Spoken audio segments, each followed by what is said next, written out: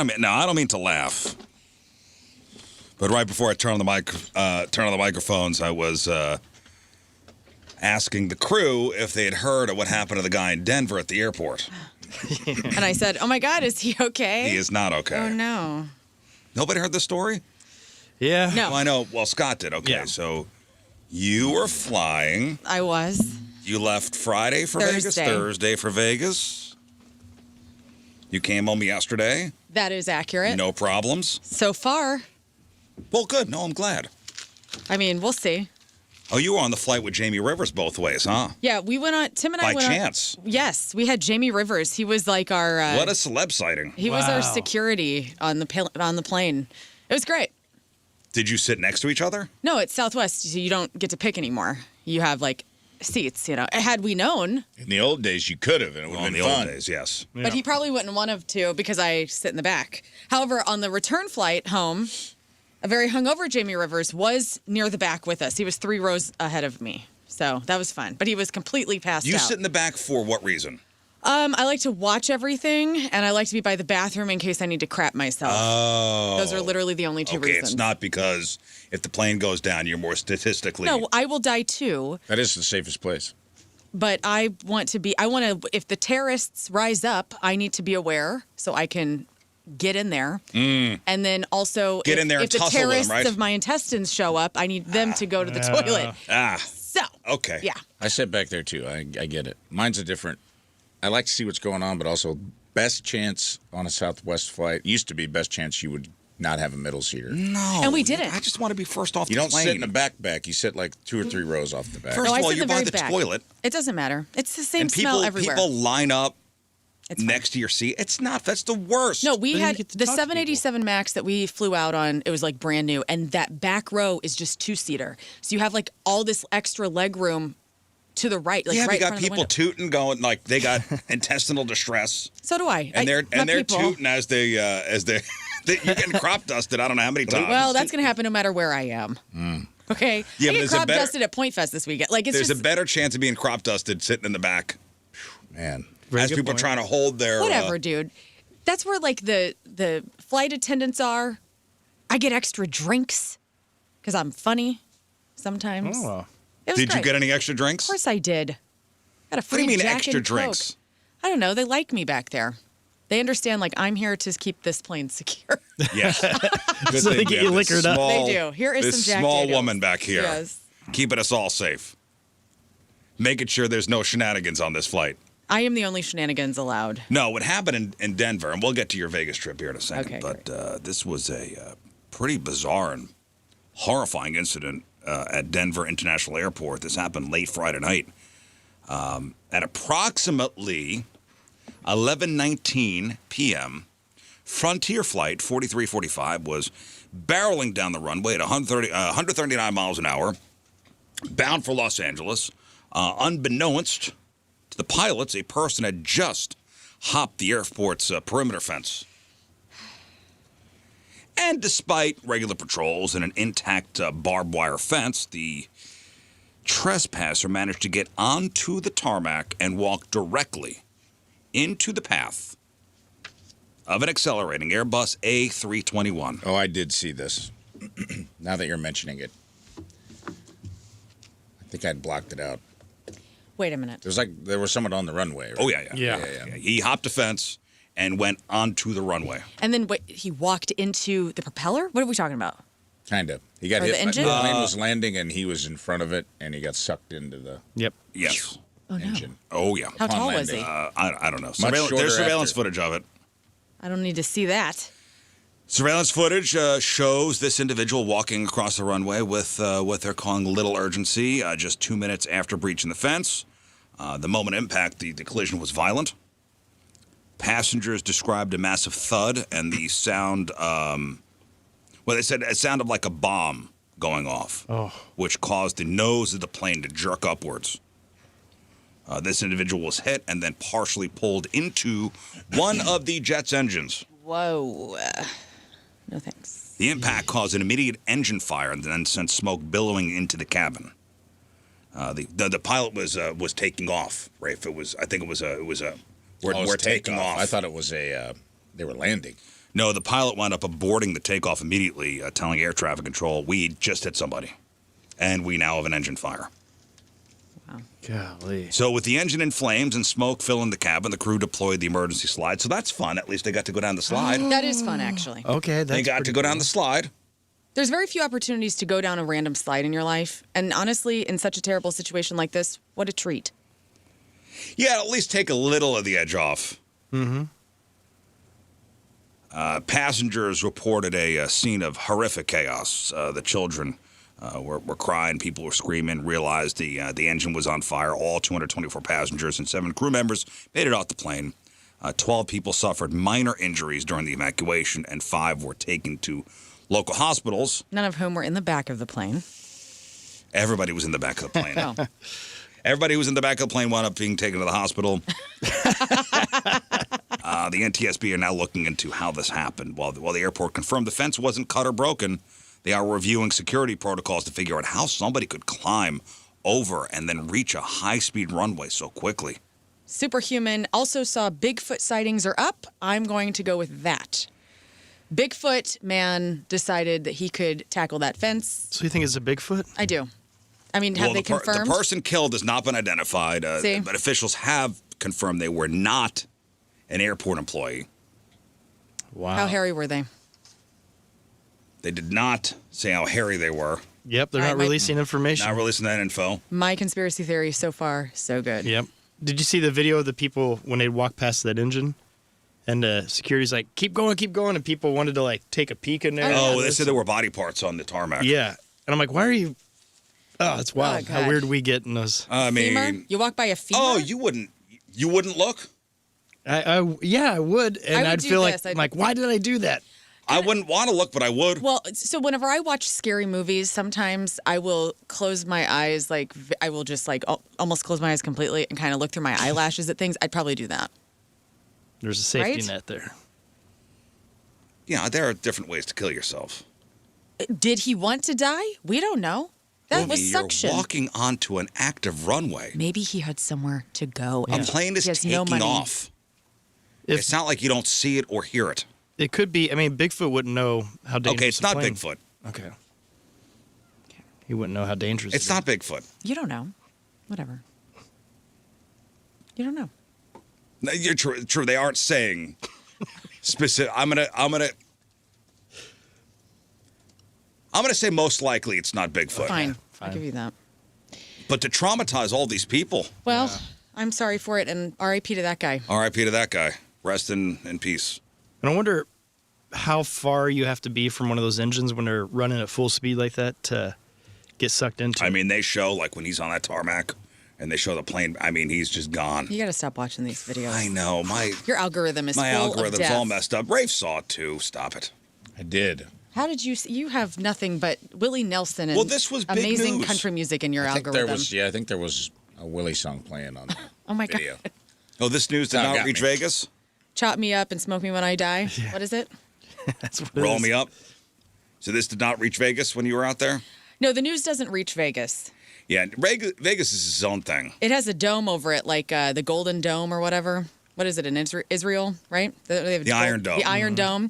The Iron Dome is over Vegas, where you don't actually see real news. Well, They have it's the not glitter reality. dome. It's not reality. No, I was on a different planet. It has the glitter dome. The Glitter Dome. Honestly, when you're out in Vegas, reality does not exist. No. It's just whatever's happening there at the moment Oh, is, yeah. is what's going on in the world. Thongs, boobies, betting, music. It was You saw amazing. thongs and boobies? I saw everything. Really? I literally saw everything. All right, so you got out there Thursday. Yeah. And this was Tim's first time in Vegas, Yeah, so I made- he'd never been. I had to make notes because I Okay, was like, so what happened to me? Go ahead. Okay. I'm glad you wrote it down. Okay, so Thursday, we stayed at the Park MGM. Okay, stay there before. Great hotel. If you're a middle class person but you're looking for something nice, honestly, best bang for your buck. 3 pools, casino obviously, Italy's right below it, which is an Italian buffet I'd never been to. Did you go? Of course, I did. Was it good? It was delicious. You would love it. So yeah, we stayed at Park MGM. My one, Tim had never been there, so I'm like showing him some things. So when Tim walked in, Yeah. I mean, it is immediate, like, Overload. sensory overload. Yeah, and I prepped him. I was like, hey man, you're gonna be exhausted. It's a lot. It is.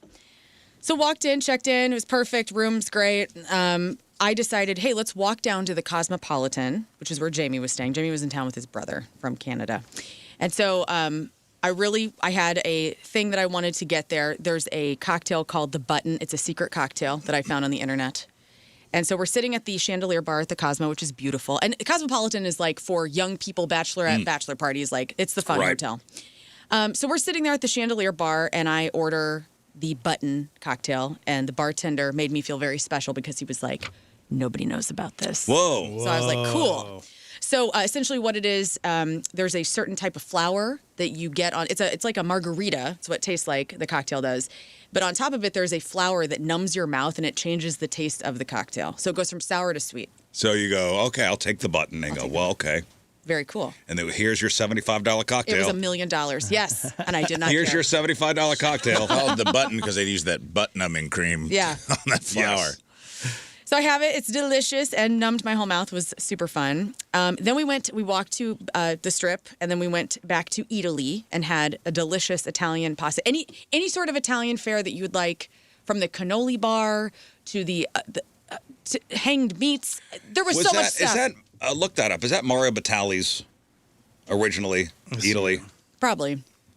It was amazing. And Rizz, you would love it. I mean, it was like the tour They through have Italy. one in New York. Do they? Yeah. I loved that you could get whatever you wanted. Any type of pasta. Yeah. Fish, Man. meats, prosciutto, pizza. Meatballs, right? Meats, Everything. meatballs, everything. Italy was Batali's, right? No, sorry, Oscar Farinetti. Oh, okay. Farinetti boys. I thought Batali had a Italy. Maybe he opened one up. Yeah, I think he may have opened one up, and then we got caught up in all the Rigmarole. sex harassment stuff, and they got to yeah. give it I up. wonder, Anyway, would he be it the don't matter. chef maybe? It doesn't matter. Okay. So that was our dinner on Thursday night. Then we walked went through the casinos. Tim did some gambling. What'd you play? I didn't play. I don't really care about gambling, but he wanted to since he'd never been there. So what did he do? Blackjack. He did blackjack. Yep. He did some Russian roulette or whatever. Not Russian roulette. Oh, that's Nice. guns. That's Hang on. What is it? Just regular roulette. roulette. Just roulette. Yeah, no Just regular guns were roulette. out. All right. Just American roulette. So Tim then, did not come home. he did not come out. Tim's dead. So we did that. Then, oh, guys, so it was like a Lauren Elwell weekend in Vegas because in the bottom of our hotel also was this little Lady Gaga museum, House of Gaga. All of her stuff, her wigs, her outfits from the Super Bowl, her cigarette glasses from the telephone video. It was all there. So I walked in. I was like, well, this is amazing that this is just, it was So it's a free. Lady Gaga museum. Okay. Okay, great. Then we were on St. Louis time with our bodies. Had an early evening in, okay? We went to bed. Friday, got up, watched the sun come up. Why? Because we're on St. Louis time. So our bodies were like, hello. Time to get up. Time to get up. So now we're out before dawn, walking the Strip, which was also an Seeing experience. the real freaks coming in. Yep. Everybody's just asses out, like hungover. Stumbling. I don't think I've ever walked this. What time? This was at like 6 a.m., like right before 6 a.m. It's What the are you best. doing? We couldn't sleep anymore. I had no. Also, there was a cronut to be eaten. Even just to lay in bed. No. It was menopause. In Vegas, Perimenopause will get you out No, of I bed. know. You got to adjust to then be up later. That's when I would be coming in Vegas. Vegas puts me back 6 in a.m., my old yeah. mode. It reboots me back to old Rafe. So that's when you see all the saddest people in the, The world saddest at people that are out. time. I don't want Well, sadness. The only Tuesday. sadness I want is on the plane ride home. The saddest day is Tuesday. If you I stayed a couple extra days in Vegas one time. Don't do that. Vegas is a weekend trip. Yeah. You got to get out of there on Sunday because you'll see the people trying to get their houses back. Yes. That are like can't go home because they've. My wife's gonna kill me. My wife's gonna kill. You see people like on Tuesday. You see the saddest people in America. I saw a man in a body bag, but he was just sleeping in it, like underneath like one of the walkways. By the way, it is That's a an pedestrian unhoused. city, but the way that they got you like pedestrianing, because you can't just walk down the street. Like Fremont Street, you cannot just walk down that street for the most of it. You have to like if you want to go to the other side of the street, like you can't cross the street. You have to go over Fremont, you can. these bridges and stuff. Yeah. Fremont Street, you can. Well, whatever the main street, I felt That's like the Strip. The Strip. You can't like go. You Well, can't just cross the street. You have to no, like you have to walk go- to a walkway. yes. It's a freaking mess. Anyway, so we're walking like 5 miles to go to Paris because that is where the Dominique Ansel cronut is. Now this is a pastry chef who invented a croissant donut that I've been interested in for about 10 years. And there's a bakery in New York where it originated, I believe, Yeah. and then he has 2 different places in Vegas. So we went to Paris, and at the minute they opened up at 9 a.m., Were you first in line? I was. Oh, my God. And I said, hello, I'm here for a cronut. And this beautiful woman who gave me a free pastry said, because I was so excited about trying the pastry, she's like, oh my God, and it's also the 13th anniversary of the cronut today. And we're doing a 5-pack sampler. Would you like one? And I said, yes, I would, please. And so I got a 5-pack sampler to take For back to the room. $150. For $1 million. But she did give me a free pastry too, which was nice. And that thing was damn delicious. So it was worth 13 years of waiting. How much was it? How much was the 5-pack sampler? The 5-pack sampler was Let me guess. It had to have been $50. No, it wasn't. It was like 40. But then I also got 2 coffees. I mean, we have no money left. I got like the main Tim got really into gambling. cronut. Yeah, Tim was trying to win back all of the money that I was spending on pastries. Was it good? It was delicious. He was blowing on the dice. Mama needs pastry money. For real. Mama needs cronut money. And so I 7-Eleven. loved it. And if you're ever there, you have to go seek it out if you like pastries. So that was Friday morning. Then we went to the pool, okay? Pool opened at 9 a.m., so we got there at like 9:30. First in line. First in line, got perfect seats for the pool. We stayed there for a few hours, had Yeah, you nachos. got perfect seats because everybody's still sleeping. I know. Early risers do get the worm or whatever. So sat there, got really tan, ate nachos poolside, had a cocktail. Uh-huh. Then it was time to go to the Sphere. So we went to... What time was the show? A show started at 8:30. We went to dinner at 6 at a place called The Library upon recommendation from a friend. Really cool joint. You walk in, it's very secretive. You walk in, it looks like the bell, you know, in Beauty of the Beast where he's got the library and the books go to the ceiling? Sure. That's what this little place is. Perfect service, excellent food. What's it called? It's called The Library. Went there, had some sort of fish, and it was delicious. Then we get a taxi. We're going to the Sphere. And that was easy enough. Got there, walked right in. When you go to the Sphere, they have entrances for different levels of tickets. So we were on the floor, so we got to go underground. Yeah. And they have a really cool bar Yeah, I there. saw your seats were pretty good. They were pretty good. I was about 40 feet from the stage. Wow. And when you walk in, you feel like you're going on, like the first time you ever went on the Mr. Freeze, you kind of have that feeling like Yeah. you're getting ready to go on a roller coaster. And it's amazing. And so No Doubt had like a retrospective as the still image as you walked in with like some old video and photos from their career in the 80s and stuff to now. And my good friend Barry and his partner, they were there in the 400 level. So we went all the way up to the top to see them before the show started and got to hang out. It's a different experience up there. It is. Was it as weird? Did it make you feel weird? Very up there? steep. It did. Honestly, I almost feel like it's better seats up there than the floor just because my neck was up They are. the whole time. They're more expensive. I thought that was weird. When I looked at Metallica, the Yeah. seats up. It's the first time I've ever seen seats further away from the stage. Well, be 'cause I like 3 think- times more expensive than the floor. I think when you're up top, you get the whole Sphere experience. So, I mean, obviously, Right. because it's You those get the seats, whole- for Metallica. Those are like $2,000 a piece. You get to see the whole thing. However, though, if there's anything being thrown or fallen from the sky, like the Wizard of Oz thing they drop apples and then No Doubt they drop oranges, you don't get that experience because you're watching them fall on everybody else.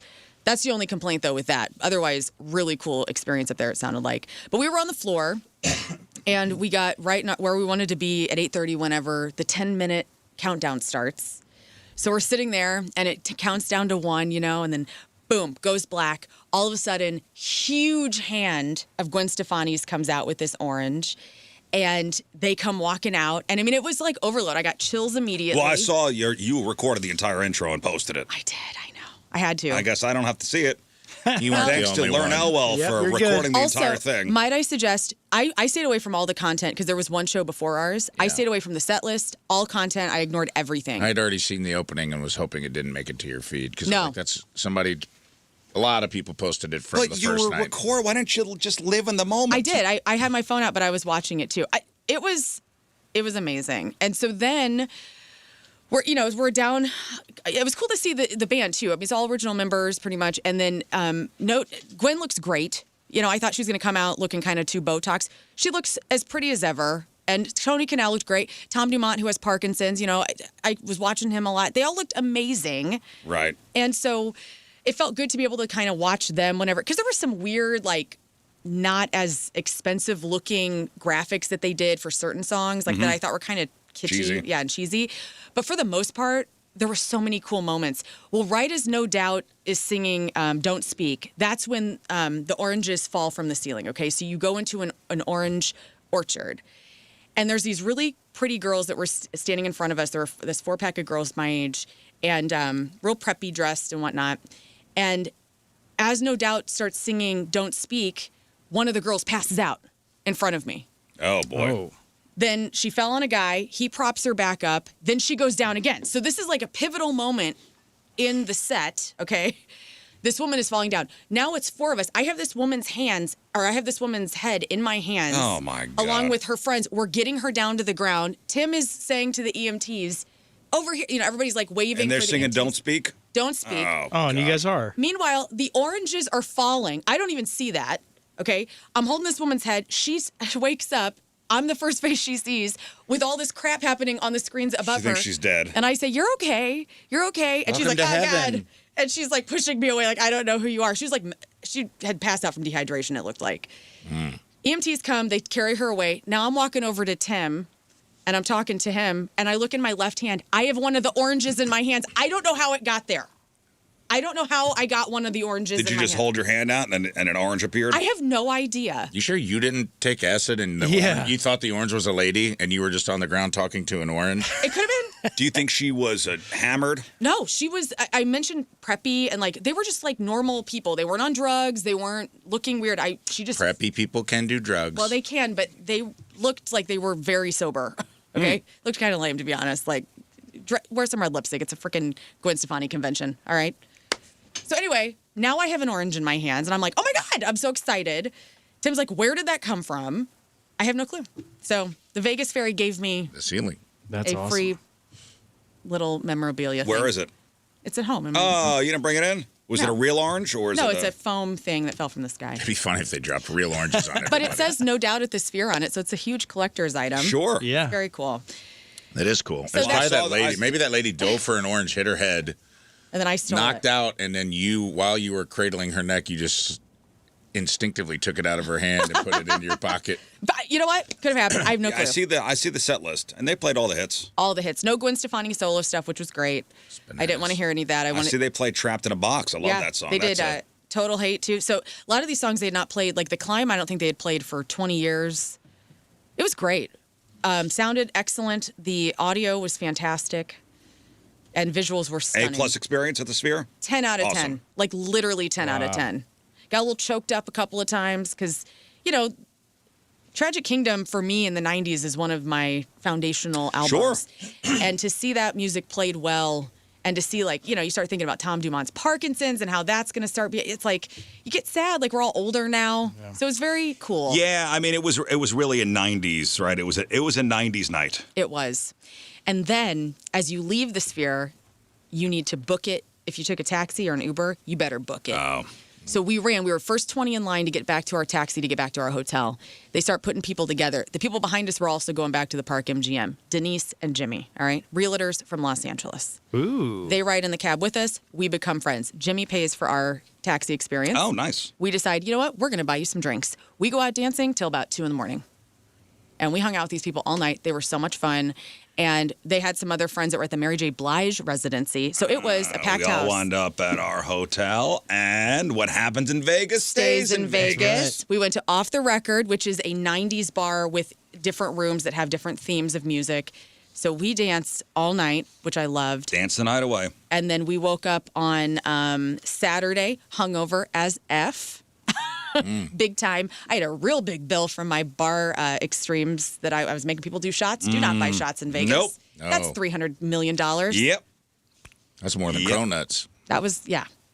Yep. So, a little over budget on the little over budget on the shots. That's what Vegas will do to you. Good for you guys for staying out late and partying, though. Yeah. Isn't that nice? You sent me this article about what a nursing home's going to look like For all of us older. for all of us who grew up in the 90s. Mm-hmm.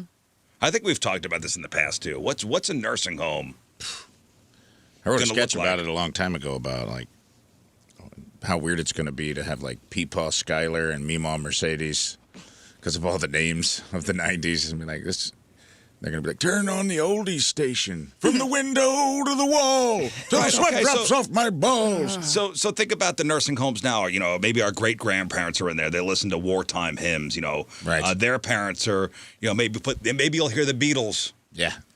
So what's next? You know, we're in the nursing home. You're going to hear Alice in Chains and Pearl Jam? Yes. Maybe. Yep.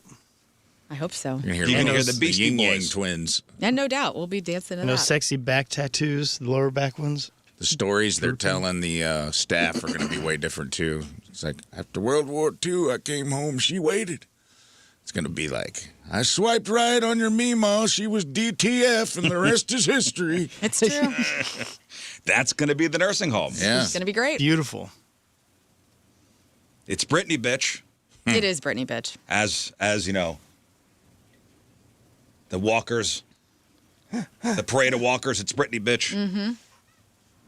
But, so for those of us who grew up in the 90s, it's hard to believe that, you know, that decade was not just 10 years ago. We're talking 30 plus years ago, the 90s. I know. It was the perfect bridge between the pre-internet world and the digital age we live in now. What was the average age of the person? Oh, man, 45. 45, 50. Yeah. Like, I felt very at home. Yeah, we didn't have a smartphone glued to our hands. Some of these fads feel like a shared fever dream. You know, memories that are just slightly blurry because we weren't, or they weren't documented in 4K on Instagram. Like, we got to remember some of this stuff. So what were the big fads? I think it was Bro Bible. I think the website Bro Bible did rank the best fads of the 90s. The best fads of the 1990s. Number one, they had the Macarena. Oh, yes. We'll be doing that for sure.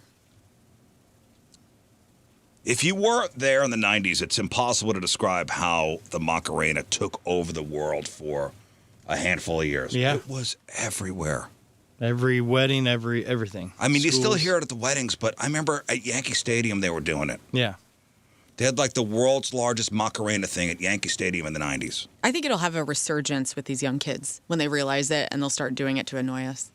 Los Del Rio dropped the track, and suddenly every person on the planet, from your toddler cousin to your grandma, knew the exact hand-flipping choreography. Yeah. It spent 14 weeks at number one in 1996. It was the ultimate one-hit wonder that literally everyone was doing. I mean, it was wild. You still remember the music video? Sure. Yeah. Pogs. I never was into Pogs. I was. Oh, yeah. Loved them. Had a peace sign, like, bang, what did they say? Pretty The ass white girls. You had the slammer. slammer.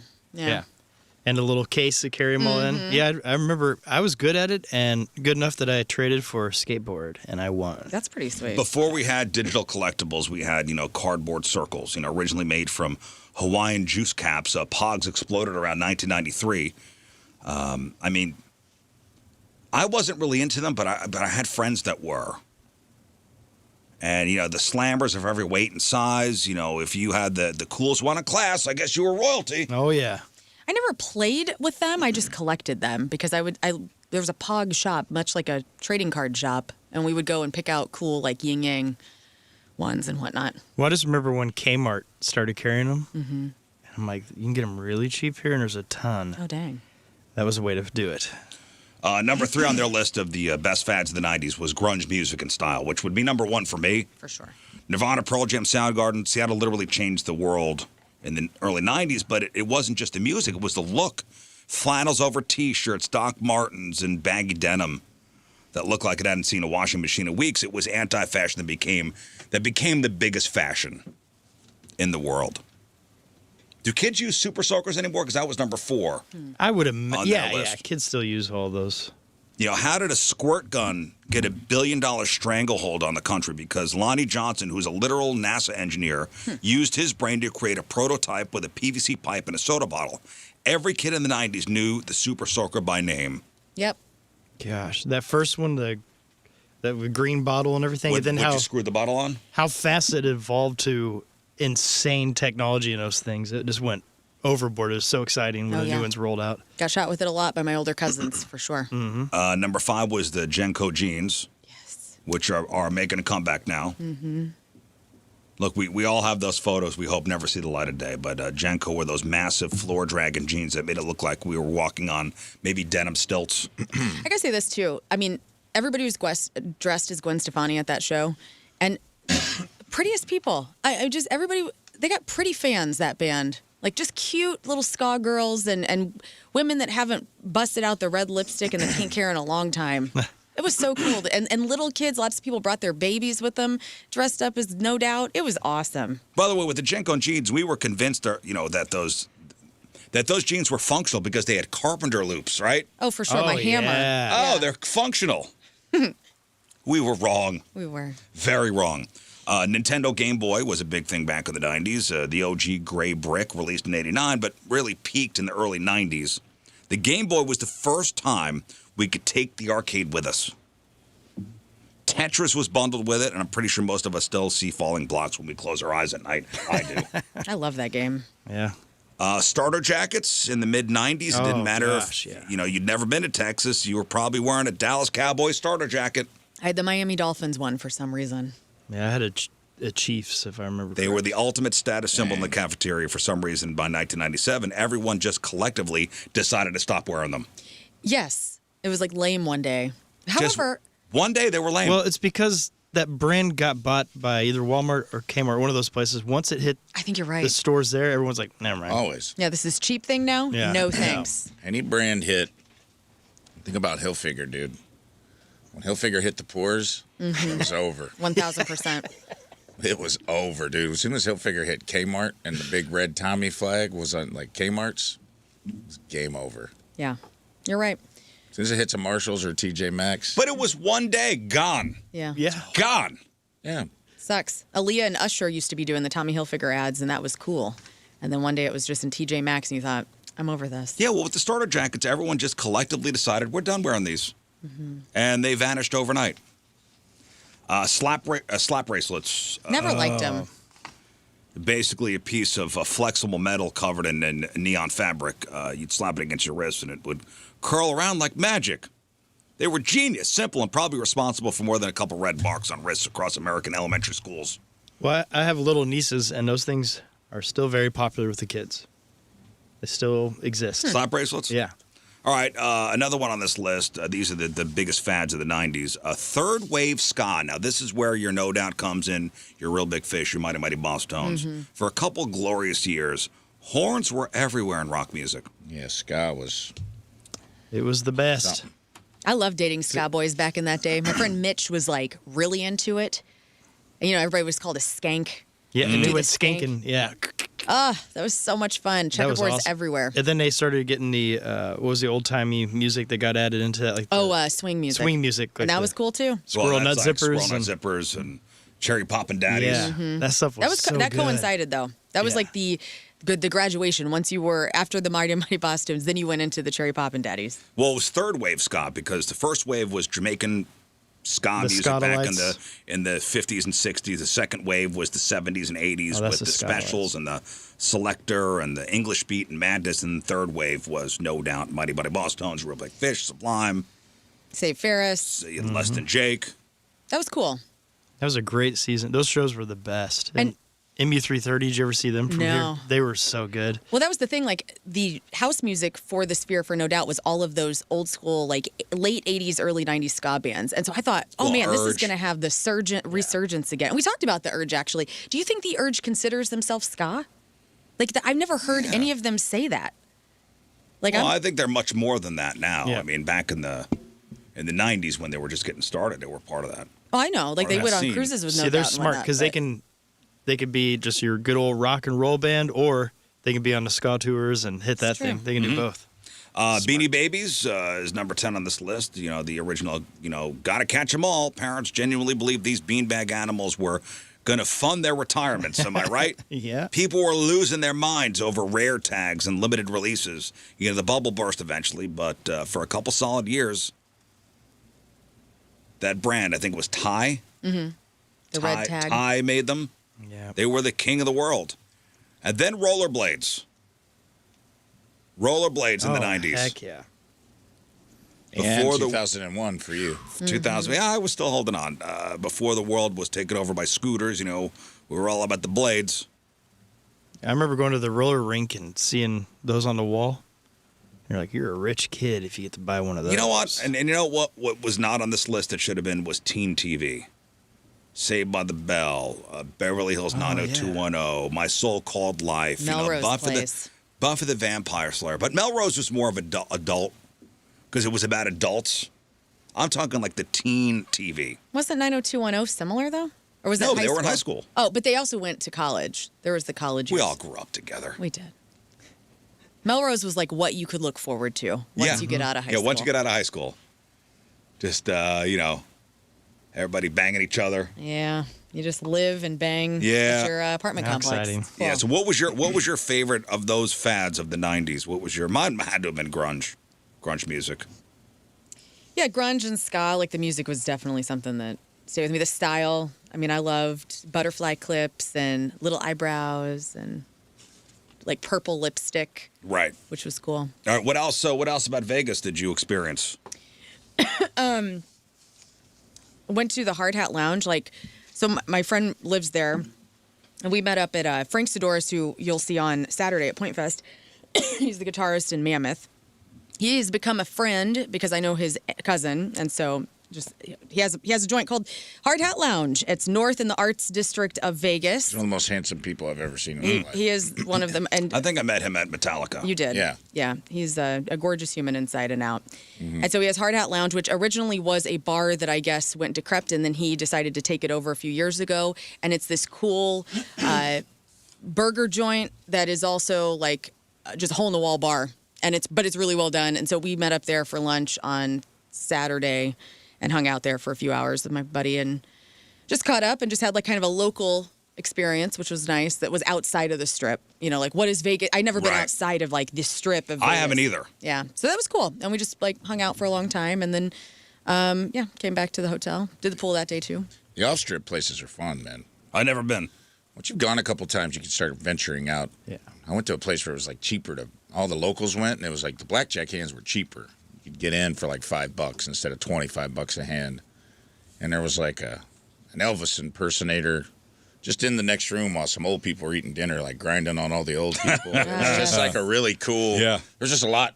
They're trying everything they can Yeah. at these other places, like these little mom and pop Vegas places, and it's kind of fun to go in there and see like the other side of Vegas. Well, there's that one, like right as you're rolling in, if you're coming from LA to Vegas, it's maybe 20, 30 minutes outside of town. It has a big prospector like logo guy on there, and it looks like one of those places it's going to be super cheap and really fun in there. Yeah. I never stopped though. Just keep going. I don't know, man. Super cheap to me means super dirty, and I'm getting that's what I'm talking getting about. sick. Did you guys do Fremont Street at all? No, we didn't. We never got out that way. We stayed we just walked everywhere. It's fine. There's plenty of stuff to do on the strip. Oh my God, yeah. Fremont Street is cool though. It's its own thing. It's its own thing. We walked Next everywhere. time. We walked a million miles. Did you go to that little dive spot? Which one? The one I sent you that had like it always has like $2 beers. No, I didn't Shots get are that. like $3. No, she was spending $75 I a know. drink. I was high roller. No, so I was very hungover on Saturday. Did you win any money gambling? Tim was up 40 and then left even. So Oh, well, okay. That's good. Ooh. Tempered man. he is. That's a win. So Virgo. Did he have fun? It was his first trip. Yeah, he had a lot of fun. He did. cool. So A+ experience out in Vegas. A+ experience. And then you wait a couple years, you go back. Right. Yeah. That's the way you do it. You wait a couple years, you go back, and you do some new things. And you Yeah. spend more money. Mm-hmm. And then you come back with stories. You do. And some stories you don't come back with, you know right, what I mean? exactly. And some, Right. I and think some I'm going to things do stay there. Metallica at the Sphere, dude. I've been like, they're going to have to pry the money out of my hand. 'Cause Yeah, it's I'm thinking about it, crazy too. Expensive. You guys should go. Bro Road trip. weekend. Should we bro weekend. out? Should we bro, Bro out weekend. going? Do it. I don't know if you want to see Vegas, Riz. I It's a do. different- Yes, And indeed. a double dangler. It's a different. Let's it's a go. double dangler. It's all right. I'm the perfect guy to keep you. They don't have to write your hotel room on your forearm anymore. I can just get you back to the. That's actually very true. I can be your spirit, your sober spirit. Yeah, I guy. wrote my 'Cause underwear. I still like to. I wrote my name in my underwear. I still like to stay out late because I still have that in me. Like I still got that dog in me from when I used to party. I still want to stay out all night and party. I just don't want. I want to remember it. So I'm the perfect pairing. Perfect wingman. Yeah, I'll pick you up. I can carry you. Oh, good. Yeah. I'll throw you That's over my actually shoulder, a carry great you back idea. to the hotel room. All right. I think that Go may to be Metallica. that may be a plan. You have That's to do awesome. it. Can't suggest it enough. I mean, Moon also was in Vegas on Saturday. We didn't get to run into each other, but he was like, "Hey, was it everything that I said?" I was like, "Yeah, it was." He was like, "He was afraid he overhyped it," and I was like, "No, man, you didn't at all. It's worth the money to go at least once in your life and to see somebody you love." And to see Metallica as your first Sphere experience. That would be so. That'd be It'd be pretty crazy. sweet. I would have gone to No Doubt. That was the first one that I was like, I would pay the money to see that because I like them. Yeah, no, that's okay. I mean, I know you're a fan. Maybe. My mom got me the tickets. That's honestly, I wasn't gonna go to No Doubt. Yeah. If that, I was waiting for something else, and then my mom surprised me for Christmas with the tickets, and I thought, well, this is perfect. Even though I'm not a huge fan, I bet the Eagles will be cool. Yeah. Yeah, because you know But the I'd rather wait it out. If Metallica's going to be there, I'd rather just wait it out. Go to that. Metallica or Tool, either one would be a great first experience for me. I was thinking that Boys Noise and Nine Inch Nails, I they think got to that do would it. be great. They And have to maybe do it. down the road they will. Moon did text me he goes, what do I get at the San Diamo's place? So I'm hoping he went. We'll get a review when he gets back. Oh, out in Vegas. Yeah. Well, yeah, that was a good suggestion from you as far as food goes. But Friday, you had a show. Where were you on Friday? Friday I was at know you had Four a private Hands show. in Chesterfield That's at the District, and I did a show for end of life Deathbinder planning. Whoa. Yeah, it was cool, man. End of life Deathbinder planning. Was anybody laughing, or was this sad? It was great. Okay. Like it was. Wait, well, who? What's the organization? Hold on, I don't want to get it wrong. Because you said you were going to be at Four Hands. I thought you were going to be at the Four Hands down in Maplewood. No. No, the one out by me. No. Let's see. What was the name of that organization? I don't want to get it wrong. They're basically like a, they're a financial planning firm. Right. Then I talked to the guy that owned it afterwards. He's super cool. And he was just kind of like, we do everything. He's like, they do like portfolio investments, college 529 plans and all that stuff. But they encourage their clients to make the Deathbinder and make Was the it a end-of-life client plan. party? Yeah, it was like all their people. They invited a bunch of people out and like gave a presentation about like how, and they all had binders on their tables. And then, ladies and gentlemen, the sample comedy Deathbinder. stylings of Rafe Dean Williams. Yeah. Wow. It was tight. Death is fun. It actually was really fun. They were an awesome crowd. Maybe they were relaxed because, they knew. Everything was taken care of. Yeah. They know everything's taken care of. So, They're just what an relaxed. interesting crowd to do comedy in front of after. Yeah, it was cool, man. They were. Were you in that back room where we did our Christmas party last year? I think so. Yeah, like behind the bar. Behind the bar. Yeah. I was back there, and then I got to I just did a lot of riffing on like I go, now that we've all planned it, let's be honest, who's going to be the first to go? Make some noise. You're ready. And then there was a guy in a Route 66 Tommy Bahama shirt in the front. And I was like, Dale, come on, brother. I know you're sitting on some classic cars, my man. Leave me the cutlass, baby. I was trying to get this guy to Write everybody in. take their binders out and be like, write me in. And they actually were super fun. I had a great time. The company was awesome.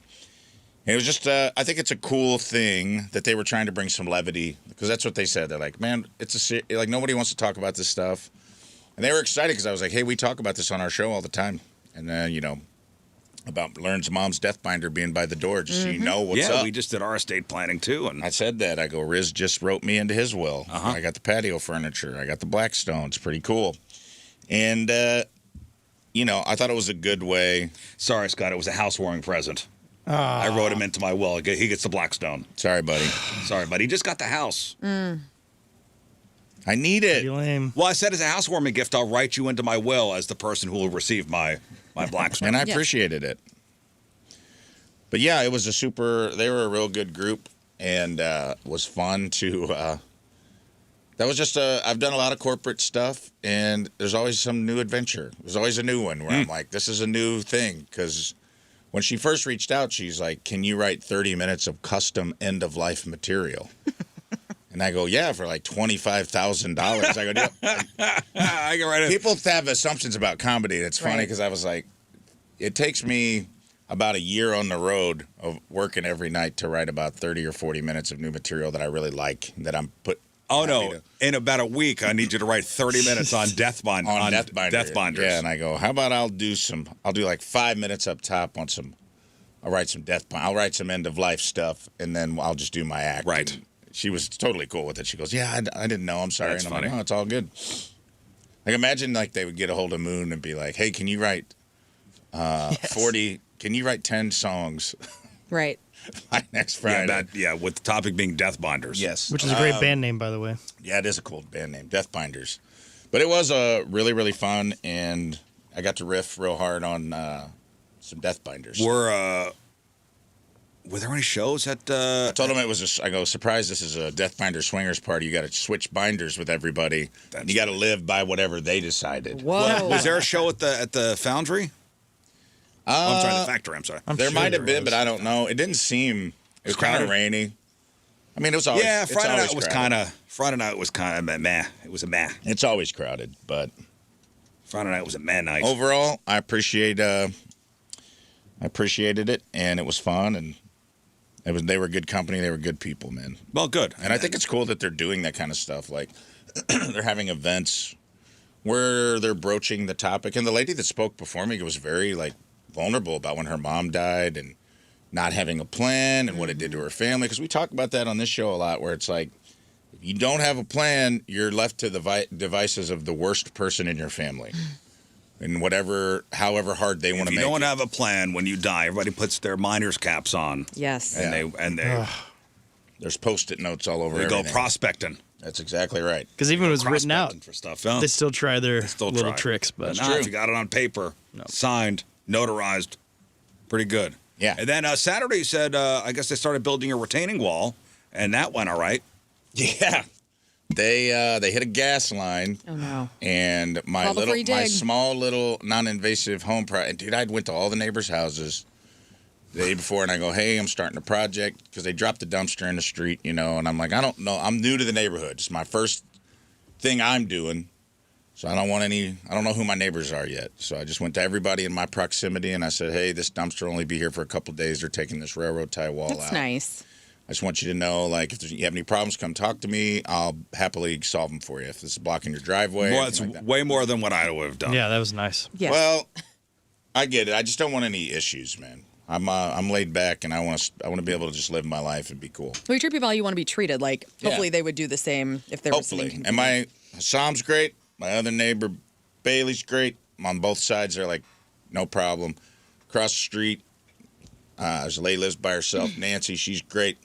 Then there's one house that no one was home, and I didn't get to talk to that house. And they freaking come, dude, and like, they were trying to take a stump out or something, and the gas line was exposed, and it broke off at the house, and you could just smell it. I could smell it. Fire department shows up. 20 Spire trucks show up. The whole neighborhood is shut down, dude. Did they have to evacuate anybody? Oh, my God. Did they have to evacuate anybody? Because that's a big deal. No, but they couldn't. It was so crazy because Spire came. You think, like, when a gas leak, there's got to be, like, a shutoff valve they can get to immediately. Wrong. They got to dig up the main gas line. And they were like, wow, we got to find it. So there's just gas, like, leaking for, like, an hour. Oh, my God. Outside your home? Right outside my house. Like, it broke off right at the entry to my house. So it just stinks, like rotten eggs. The whole neighborhood stinks. It's dangerous. So now there's fire trucks. Nobody's smoking outside. There was none in the house, so the fire department was like, you're good to go because it's outside. But just, keep monitoring it. But it was like the fire department showed up. Then all these trucks show up. It smells like rotten eggs in the whole neighborhood. And I'm just standing in my driveway with like the landscaping crew because they got to stand there and wait and file a report. And it was just a whole... Well, and they got to take their licks as the one who did it. Yeah, but apparently it happens a lot. Because even the Spire guys are like, almost anytime he's like, you never know where these things are. We mark them, but they're not exact. And it really wasn't their fault. It was like, it was corroded so it was like just having the cable exposed, the weight of it broke it. They didn't run it over, hit it, or do anything wrong. It was just a freak accident type situation. Hidden blessing almost. Kind of, because I did get a new gas line out of the deal. Okay, well, and those Spire dudes killed it. They stayed and worked late into the night. But the problem was the gas mains in the neighbor's yard that I didn't talk to.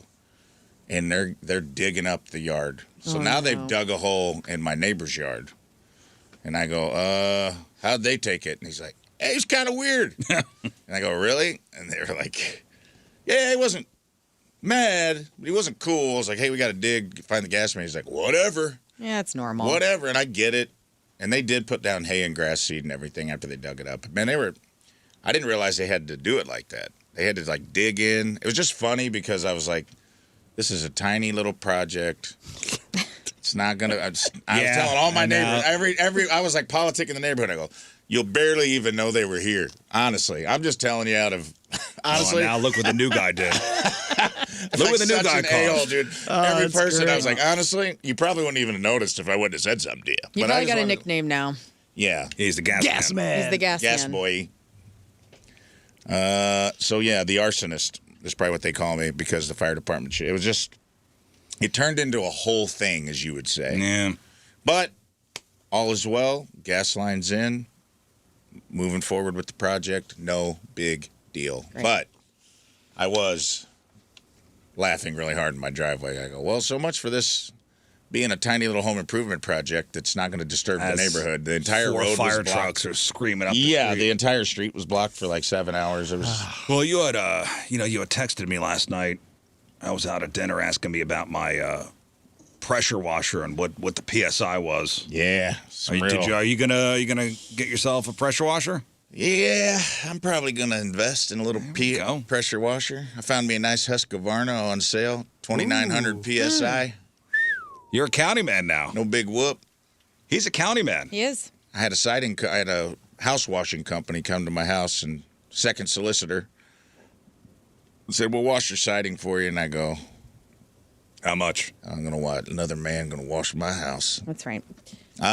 They left me a little thing. I don't know. But I was like, how do you do it? And they're like, I always get a pressure washer. And I was like, sounds like I could do that. Now, granted, I may not want to.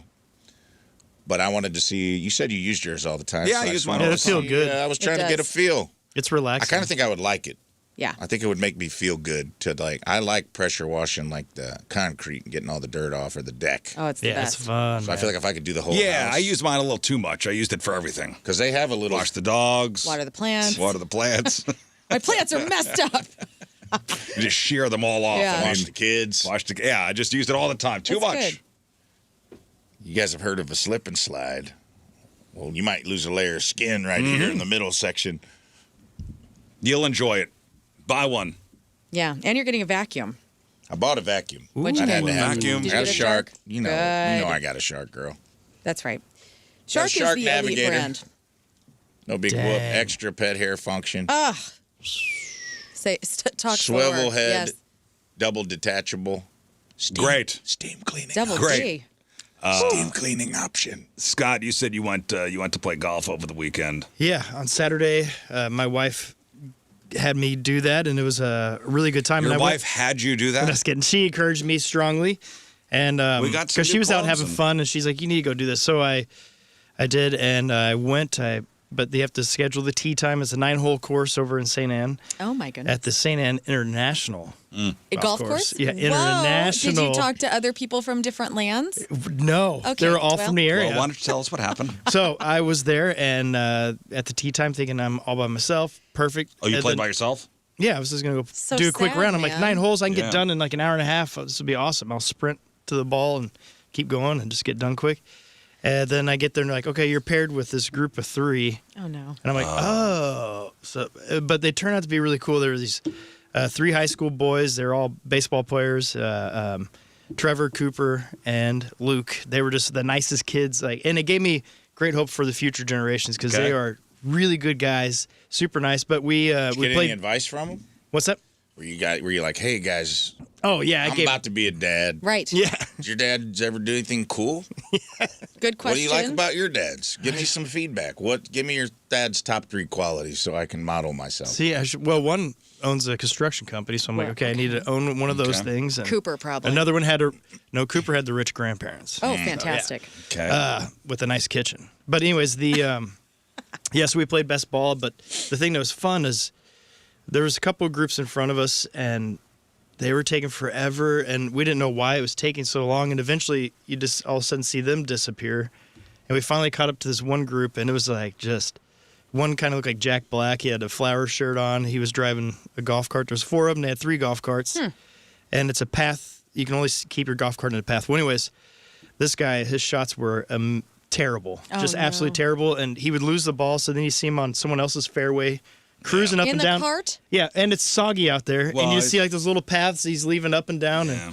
And then we got up close enough to the guys and asked if we could play through, and they're like, "No, dude, we're," and they were like, they That's said what they no. said? "Yeah," and they were smoking, and you could smell like the Smoking weed, what? and they were drinking. Oh my yeah. gosh, Smoking those are my marijuana? people. Yeah. They were Smoking and smoking- drinking during golf? I know. They were well, smoking no, marijuana they were Anyone pee on a excessive. green? It was excessive. Anyways, the what was What did funny Trevor is, think? well, What did he think? One What of did the- Cooper think? Cooper, Not don't for- cry. here's what they Get thought. behind me, boys. Here's what they thought. They're like, dude, he's like, that's my. One of the guys like, that's my. I think it was like an assistant or some kind of coach for one of the sports he plays. He's Oh, like, that's sad. And I'm like, what's his name? He's like, no one knows his name. We call him Peanut. Peanut? I'm like, that makes more sense. Like from 311? I guess so. But it was just like, Hey, Peanut. that's a great example for you, kid. But yeah, it took. We ended up playing for over 4 hours. So it was, Did you tell him to take a knee? 9 holes, huh? Which one is the godfather to your child? Well, Did you... yeah, Trevor's gonna Trevor, be the right. Yeah. Did you tell him after you smelled the devil's lettuce, take a knee, boys, it's time for me to learn you about something? Did you form a prayer Come here. circle? Let's wrap- Yeah. Well, Well, yeah. Of course, I show up and they're all church boys. Did so you get a it's- contact high from the weed? Scott? Well, I started playing really good. He's like, you guys want to get some muffins? Otis Spunkmeyer blueberry sounds so good right now. Well, they did. They sent the youngest one was Luke, and they sent him to go grab food for them all. So they might have got that wind Got in the there. munchies? Well, listen, Yeah. last time I played golf, got into a fight. The time I played with my brother-in-law before we played with, you and Tina that one time. Yeah. I played with my brother-in-law. We wound up getting into a fight, and somebody's golf cart keys wound up in the woods. So wow. that's how you play golf with me. Hey, but I You will. wind up fighting with the people in front of you. I will say their coach was the only one that seemed normal out of that group. Well, I will that's say good. that. That's good. Yeah. I wanted to make this this weekend about my wife. It's Mother's Day weekend. So my wife and I spent some good time together. We hiked for 3 miles on Saturday and Sunday. Wow. Dang. Look at you. I know. Combined? Combined. Just so you and her? no, I mean 3 miles Saturday, 3 miles Sunday. So 6 total. 6 total. That's awesome. Saturday, my wife and I hit the Al Foster Trail. Oh, that's nice. Nice, right? Yeah. It was Saturday And- was gorgeous. If it has the rain, you can see the waterfall in that one area. Saturday was gorgeous. So we took the dogs. I thought it rained the night before. Saturday day was great. Yeah. Perfect weather. The wife and I went for a walk. Sunday, Mother's Day, we took the kids up to Rockwood's reservation. Took the dogs out there. Another great hike. That's But awesome. my son was like, oh, man, I've been hearing about the tick thing.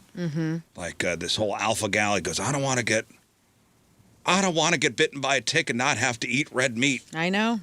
He goes, Dad, I don't know if I could survive if I said, Dad, it's fine. Just don't, stay on the trail. When I got home, I pulled 3 ticks off me. Yeah. And I felt one crawling up my back. Ooh. You didn't put any spray on It's or anything? gross. I mean, I wore long pants. You know better than that. You worked out in the farm forever. I and ever. know. They're bad. The ticks are I everywhere. know. That's why we should not be killing possums because they eat the ticks. Yes. Well, if we need you've- them out there. If you've stepped outside lately, you already know, tick season isn't just ramping up. It is officially here. And Missouri basically is the epicenter for these guys. Specifically the Lone Star tick. And we know about this tick, which is the one we really have to watch out for right now. Experts from Mizzou are sounding the alarm because we're seeing a spike in something called alpha-gal syndrome. And that's the red meat allergy. This isn't your typical itchy for a couple days situation. This alpha-gal syndrome is a life-threatening allergy to a sugar molecule found in mammals, beef, pork, lamb, even dairy. And this Lone Star tick, it bites you and injects saliva that essentially reprograms your immune system to see red meat as a foreign invader.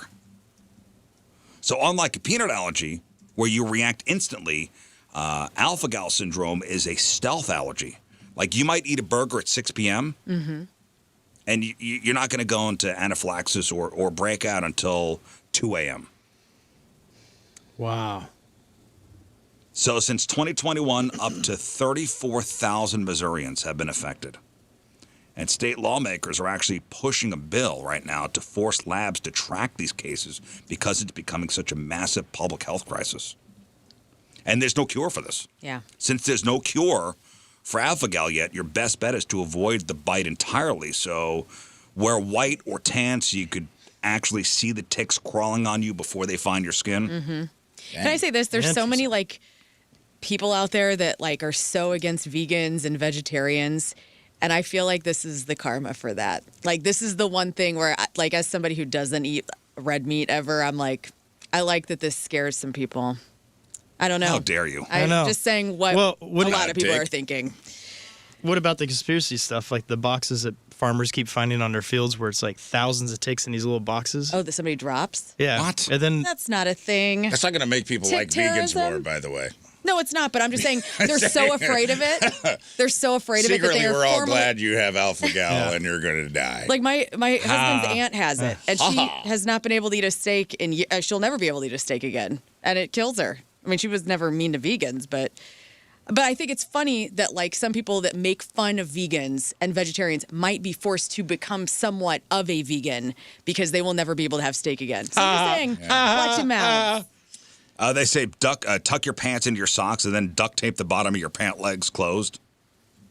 It looks ridiculous, but it works. Yep. DEET is your best friend. Use it on exposed skin and clothing, but keep it away from your mouth, eyes, and your kids' hands. And coconut oil. When you come back inside, don't just sit on the couch. Shower within 2 hours. It helps wash off any ticks that haven't latched on yet. Check the hot zones behind the ears, the hairline, armpits, behind the knees, between your toes. Your bottom. And if you find one, use sturdy tweezers. Grab it by the head, right against the skin, and pull straight up. Do not squeeze the back of the tick. That just forces all of its gut contents into your bloodstream, which is exactly how you get sick. I bite them. I know. It's a reverse alpha bro. They get alpha bro. I bite them. I bite their little ass. So yeah, I got home and I feel something crawling on my back. I'm like, oh God, here it is. Was it a big one? It was a big one. I found 3 big ticks on me. Nothing. Did you heat them up? No, they didn't latch onto my skin yet. They were still crawling. Yeah. What'd you do with them because you can't squish them? Threw them outside. What? You're supposed to put them in Put a little... them back out there, put other people at risk? Yeah, you put them in a little freezer. I walked across the street and I put them in my neighbor's. Oh, That's nice of you. That makes sense. I mean, I don't blame you on that one. But no, you're supposed to get a little Ziploc bag, put them in there, and put it in the freezer. The man in the blue shorts strikes again. He's releasing ticks around the neighborhood into yards that shamed him for throwing poop in their trash can. Learn you are a monster, wishing people get bitten by evil vegan ticks, says Andy. Good luck in the weeds. You don't want that juju on you. Have fun in the weeds. I haven't eaten red meat since 2012. I'm fine. Misery loves company, I guess. Yeah. Yep. We do. And somebody's like, ooh, they'll have chicken and fish. Yeah, that will never be fulfilling. Their life will be ruined. Oh, yeah, you can still have chicken. Okay, you can. Still good, yeah. And that could affect you eating, pork and lamb and even some dairy. So Yeah, that's no, misery. thank you. Yeah, it is. It's terrible. Misery. But good news is they're working on a treatment for Well, it. yeah. So this was the first year I really had my kids take care of my wife for Mother's Day. I go, listen, you're old enough now. This is all on you. Yeah, that's good. Like, I already got my mom something. I got my mother-in-law something. This is your mother. So you take care of everything. And they did. That was fine. They got her flowers. They got her chocolate-covered strawberries from a nice place. It was good. It was a good Mother's Day. You know how you and Moon were lecturing me a couple weeks ago, and I said, hey, what are you doing for your wives and stuff? Nothing. And you guys went, they're not my mother. Yeah. Moon did a very sweet post to his wife for Mother's Day, and I'm just saying. Well, Moon likes to talk a big game. Yeah. I was just going to say, he's talking out of both sides of his ass. And I saw it, and I go, you are celebrating your wife for Mother's Day. Oh, about his wife? Yeah. Oh, yeah. He likes to talk a big game. I did nothing for my wife. Very good. Thanks for being a man of your word. When you say you're Attaboy. a piece of trash, you mean I it. mean right. it. That's right. I mean it. I said, well, I told the kids, I go, make sure. I stand high on my low I morality. said, make sure your mother feels special today. Okay? What do they do? Your Did she mother. feel special? Yeah, we went on the hike. Nobody really complained. Whoa. All right, what did your children do specifically for her? They got her a nice bouquet of flowers. Love When it. she woke up in the morning, and they were already out and displayed. Gorgeous. They coordinated all the stuff. Watching teenagers try to order something and coordinate delivery times is for the first time. It's interesting to Yeah, it's watch. something they I said, need to I'll help know. you monetarily if you need, but this is all on you. I'm out. That's it. Good. Yeah, that's awesome. So whenever your first kid came around, did you celebrate it with her? Did you get her gifts and stuff? Yeah, of course you got to. Okay. Did you do anything for Al because she's Yeah. with child? Yeah, I did. But I was on all 3 services yesterday at worship. So she went to the second service and then took her mom to a movie. Cute. So they hung out pretty much all afternoon and everything. But I got her some flowers, some treats, and then I grilled for her last night. That's so nice. Good for you, man. And I didn't have her clean the toilets. For Just like- once. yeah. That's nice. Yeah, you got to do You something take the day for off. a pregnant wife. Take the day off. I know. That's a whole thing. If I you didn't don't. make her whole mow. I thing. didn't make her clean. It was. That's a a day whole. That's a whole thing.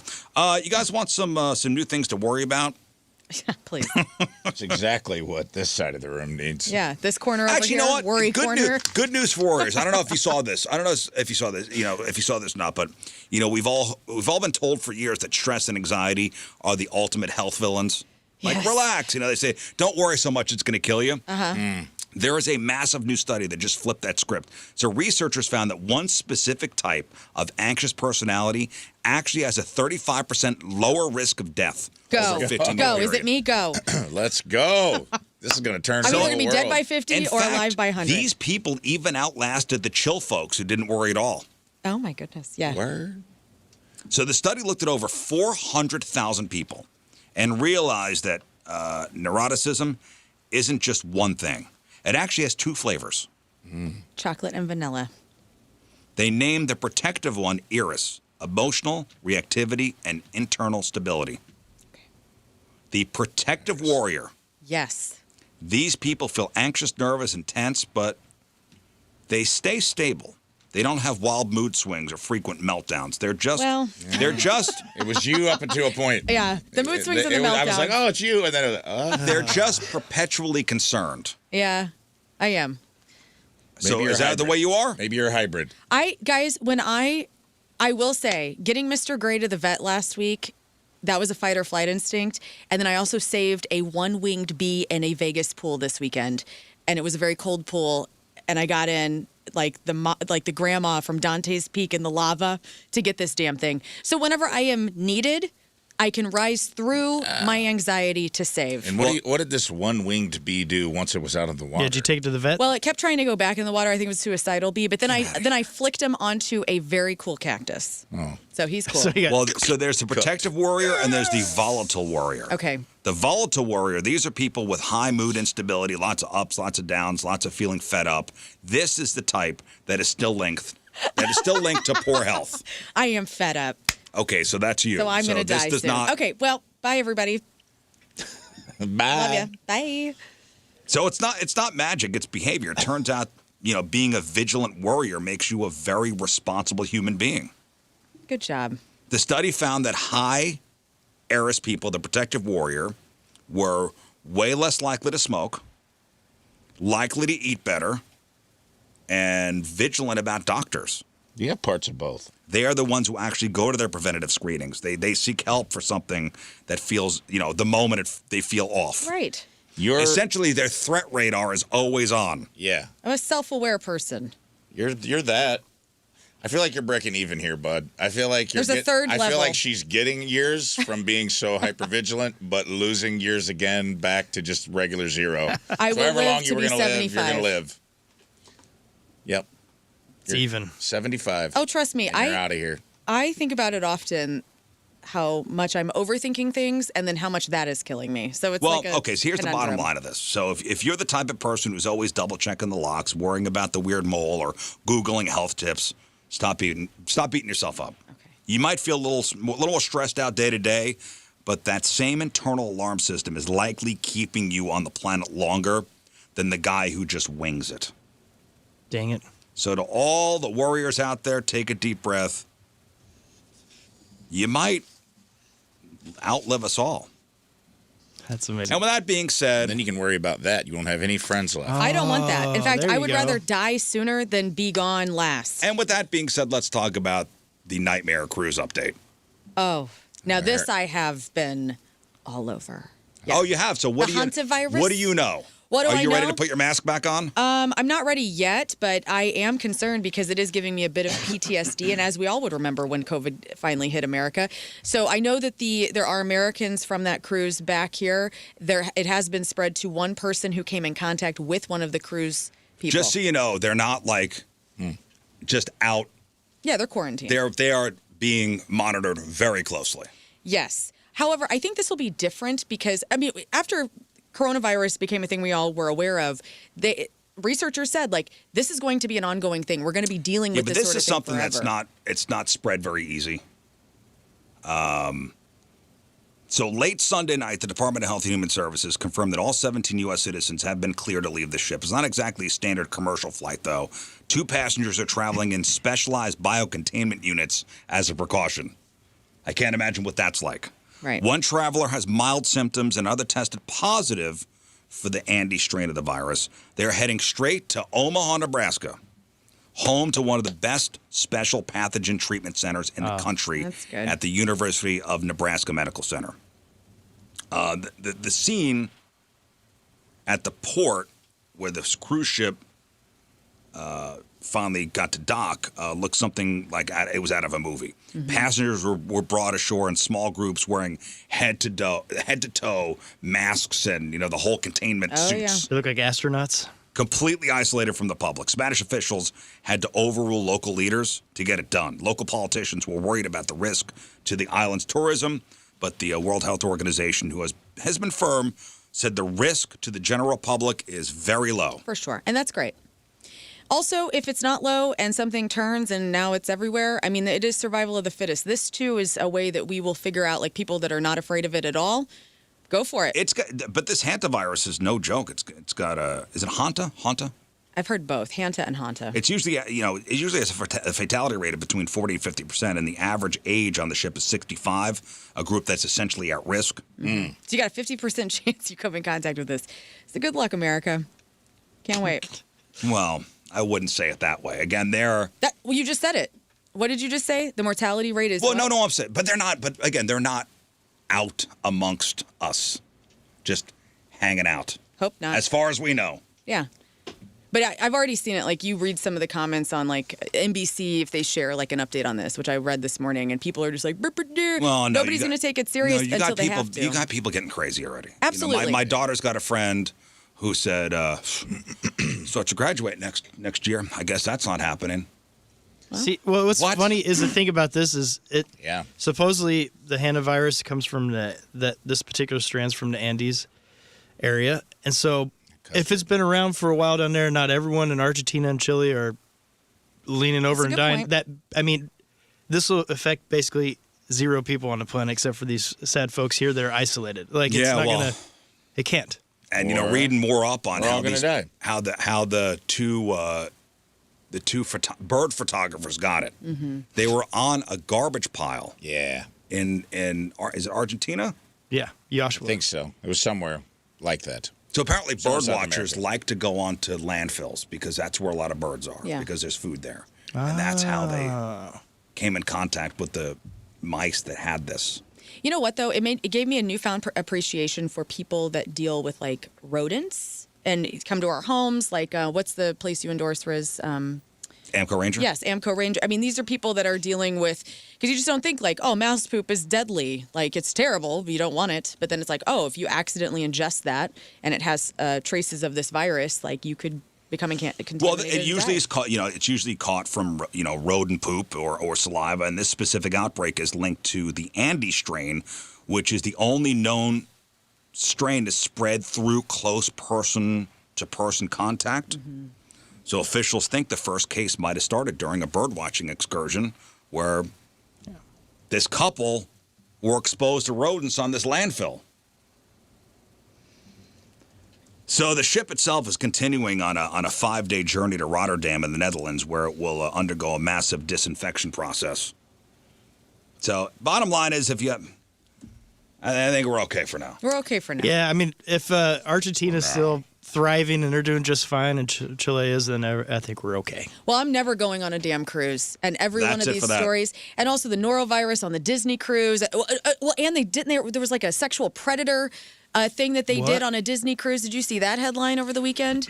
That they were like, there was a sting operation. Dude, on a Disney cruise? I think so. Don't quote me. Like, I read some Speaking headline. of rodents. Yeah, I'm just like, you know what? Y'all can keep your boats. Like, it just seems like a terrible situation in general. Okay? Nah, Good for you. it's You fun. gotta risk it. Come on, let's go. You just went to Vegas. The same thing. They have a new. Yeah, how many diseases are in Vegas? Yeah, it's the Every cruise ship. disease is in Every Vegas. disease. The They land. cancel each other out there, though. Vegas is the perfect microbe cancellation port. Whatever. It's so filthy that all of them kill each other. And you come home squeaky clean. Every STD you got out there, some super virus, gonorrhea, I did. I felt herpes. gross. Take a shower. Hey, we got to move on, but first, Teamers Remember That is brought to us by Hot Shot Sports Bar and Grill. Score their famous tacos for only $1 each after the card. Score 8 or more runs all season long at Hot Shot Sports Bar and Grill. Get the details at hotshotsnet.com. From St. Louis, Lauren Shaver is our Lauren has been a daily listener for a long, long time. She gets all her news from the Rizz Show and hates it when the show takes 2 weeks off for winter break. She's been to 2 Rizz Show lives and keeps a weirdo sticker on her fridge. I love the banter and camaraderie. I love Scott's dad jokes, the in memoriam, Friday fails, my stories, and we can't forget Learn's female perspective on stuff. Oh, wow. Loves Good or Gross, Gay Bar Steakhouse. Loves the NFL, pick'em challenge shots. Says, Rizz Show makes my morning routine and commute much better. You can catch me laughing at work, and people ask what I'm laughing at. Lauren is a St. Louis native who loves the St. Louis Zoo and is always listening to an audiobook, podcast, or music. Lauren Shaver from St. Louis is our Teamers Remember the Day. Get super sweet Teamers Remember the Day soccer jersey. Get yourself signed up 1057thepoint.com/teameriz. All right, Lauren, what do you got for us? Greta Van Fleet is back. Clowns with heart conditions, a celebrity jail time, and we all love an alter ego. All right, we got that. We got your crappy birthdays. We got the porno birthday. All that and more next in your Crab on Celebrity. Stay there. All right, welcome back to the program. Phone number 314-624-3833 or 618-398-3833. The Schreier Air text line, 314-649-DUMB. The Bud Light Studio Cams, 1057thepoint.com/Rizz. The socials, at RIZZ Show. Your emails, RizzShow1057thepoint.com. 6-time fun facts coming up. Man, Saturday's Point Fest. I know. Going to be hot. Yeah. 89 degrees. That's not so bad, though. That's not that bad. I'll take that over, 103. Yeah, well, of course. But if you want to come meet us, we got a meet and greet happening on Saturday. Myself, Moon, King Scott, Learn, Rafe, Woody, and Menace will be with us. That's exciting, too. Sweet. Saturday at the Point Tent from 1:30 to 3. It's the listener meet and greet. Get all the details at 1057thepoint.com. But if you go into the show, get there a little early. Love to shake your hand. Scott wants to give you a big wet kiss. Where's our meet and greet at? At the Point Tents. Point Tents. Point Tents. I think right when you walk in. All right. Point Tents. The Point Tents from 1:30 to 3. Come say heyo. Hey-o. Everyone has heard people making jokes about foreign words that sound, funny when translated in their language or culture. But this story goes well beyond that. So this is a nice story here. A guy in Florida, his name is Julian Becerra. He went to a Vietnamese restaurant last month with a naughty-sounding name. So the restaurant is called Bic Naya, which loosely translates to Beautiful Jade. But obviously the way it's spelled, now write this down. Okay. It's spelled BICH space NGA. Don't like that. I don't know what's Wow. it's a pretty. I need to white out what I've just wrote on this page. It looks I'll take a amusing picture in of this real English to quick. some people. It's pronounced Bic Naya. BICH space NGA. Julian went to the place because of the name to see how good it was, and he was blown away. Good. He said, have you ever had a meal that was made purely with love? Well, if you haven't, you just witnessed one. And get this, the owner was an older man named Mrs. Liang, an older woman named Mrs. Liang, insisted that the meal was free because he was the first customer in hours. Oh. Aw. And she enjoyed chatting with him. On top of that, she sternly refuses any tips. She's not a bish at all. No. So Julian posted on TikTok about the place, And he was so touched by the meal, Mrs. Liang, and the response online that he went back and he sat down with Mrs. Liang and found out she's widowed, has had a stroke, and is essentially homeless. She stays with a friend and still comes to work every day with a positive, happy attitude. So Julian set up a GoFundMe to raise money for Mrs. Liang to move into an apartment, and he's raised $190,000. Oh, my goodness. And think about that. She's in that situation, all these tragedies, giving away free food. Yeah. Just because she likes, that's a And great Julian lady. was shocked by the response. He says the money is not buying her a mansion, just a modest place near the restaurant where her rent and utilities could be covered for a while, plus the security deposit and basic needs. Her granddaughter has shared her heartfelt thanks to all the people donating online. She says, my grandma has gone through so much to keep this restaurant open because she loves sharing our family story, our culture, and the recipes that have been passed down through the generations. That's awesome. And he just walked in the place because it was spelled BICH space NGA. And I love that. You kind of have to. You think it's all bad news on this show? No. We No, got I it like all. this. We got it all. We got it all. Let's do crap on celebrities. Okay. All right, time to find out what's going on in the world of music and entertainment with your crap on celebrities. And it's brought to you by Dr. Pepper Creamy Coconut, Oh, back Dr. for Pepper. a limited time. Guys, remember last week when we were talking about how Greta Van Fleet was probably breaking up? Yeah. Well, we're all dumb. So that cryptic video that was posted last week with the caption, "Thanks for the wild ride," was just a way to get people to pay attention to their next video, which is a clip of the band performing a new song in the studio with the caption, "We're back, baby." So fans are believing the new song is called Play Your Games, and that's from a new album produced by Did Dave you hear it? Cobb. I didn't. Oh, okay. And I don't care. Why don't you care? I don't know. Are you not a Greta Van Fleet fan? I never was like a diehard. I like Highway Tune or Highway Song. The is Highway fine. Tune? Yeah, it's fine. Let me see if I can find it. It's not bad. I know. They're okay. They got They're a lot of okay. hate.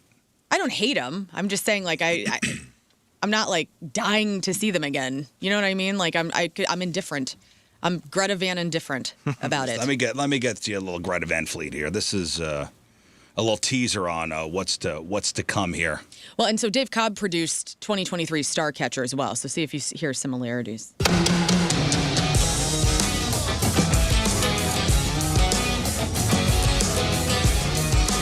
Sounds like Bebop from Hanson. That's fine. Buy me another round, just one for the road. I'm drinking the devil dry to lighten this load. Buy me another round, then I gotta go. Thanks for the wild ride, you rock and you roll.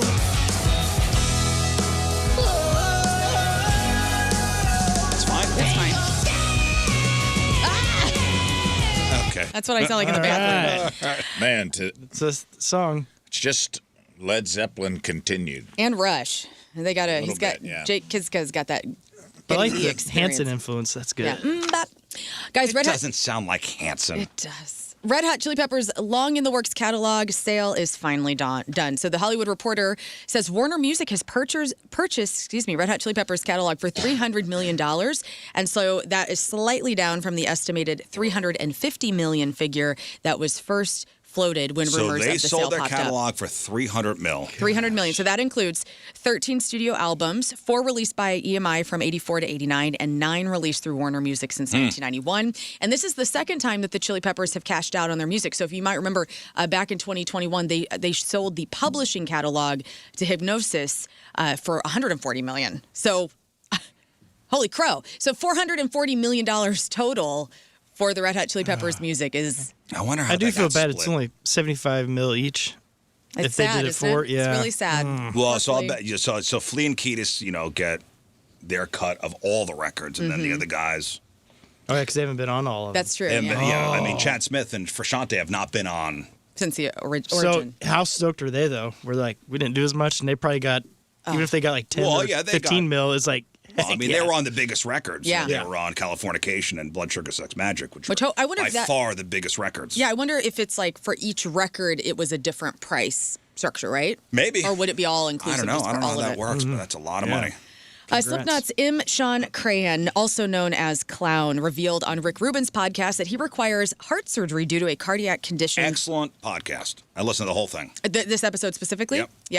Yeah. So he said that he was diagnosed after the band's recent tour. He's 56 years old and said that he started having like heart issues. He had a skipping beat, significant drops in heart rate. He was joking about possibly having a pacemaker put in, which I don't think he's really going to do. If you are a Slipknot fan, listen to Rick Rubin's podcast, which is titled Tetragrammophone. Yes. And it is an excellent interview. And Wonderful. Rick Rubin, actually, Sean Crahan, Clown, he's a guy that you ask him one little thing, he never stops. So Rick Rubin says very little. Oh. And this dude just goes. Just takes it? Yeah, it's good. Very entertaining. Fantastic. Well, I wish him all the best with his heart issues. During David Lee Roth's 3 consecutive appearances in Indio, California, where he joined Teddy Swims for different performances of Van Halen's Jump at both Coachella and Stagecoach. Yeah! He did some interviews backstage. So he was chatting with Billboard, and he discussed his rules for licensing the song Jump. Here's Dave. I purposely licensed it only to contact sports, girl-friendly commercials, and movies that were really physical but girl-friendly. All right. Thanks, Dave. What does that mean? I don't know. And then also, he was on Good Morning America, and he discussed his goals when it came to writing songs for Van Halen. And so here is Dave. I wrote all the words, all the melodies, every note of the harmonies and such. And classic Van Halen, easily 30% of it is ZZ Top, okay, you know Push, you know Lagrange. 38 Special, Hang On Loosely, Baby. Hold on loosely. Marshall Tucker, Heard It in a Love Song.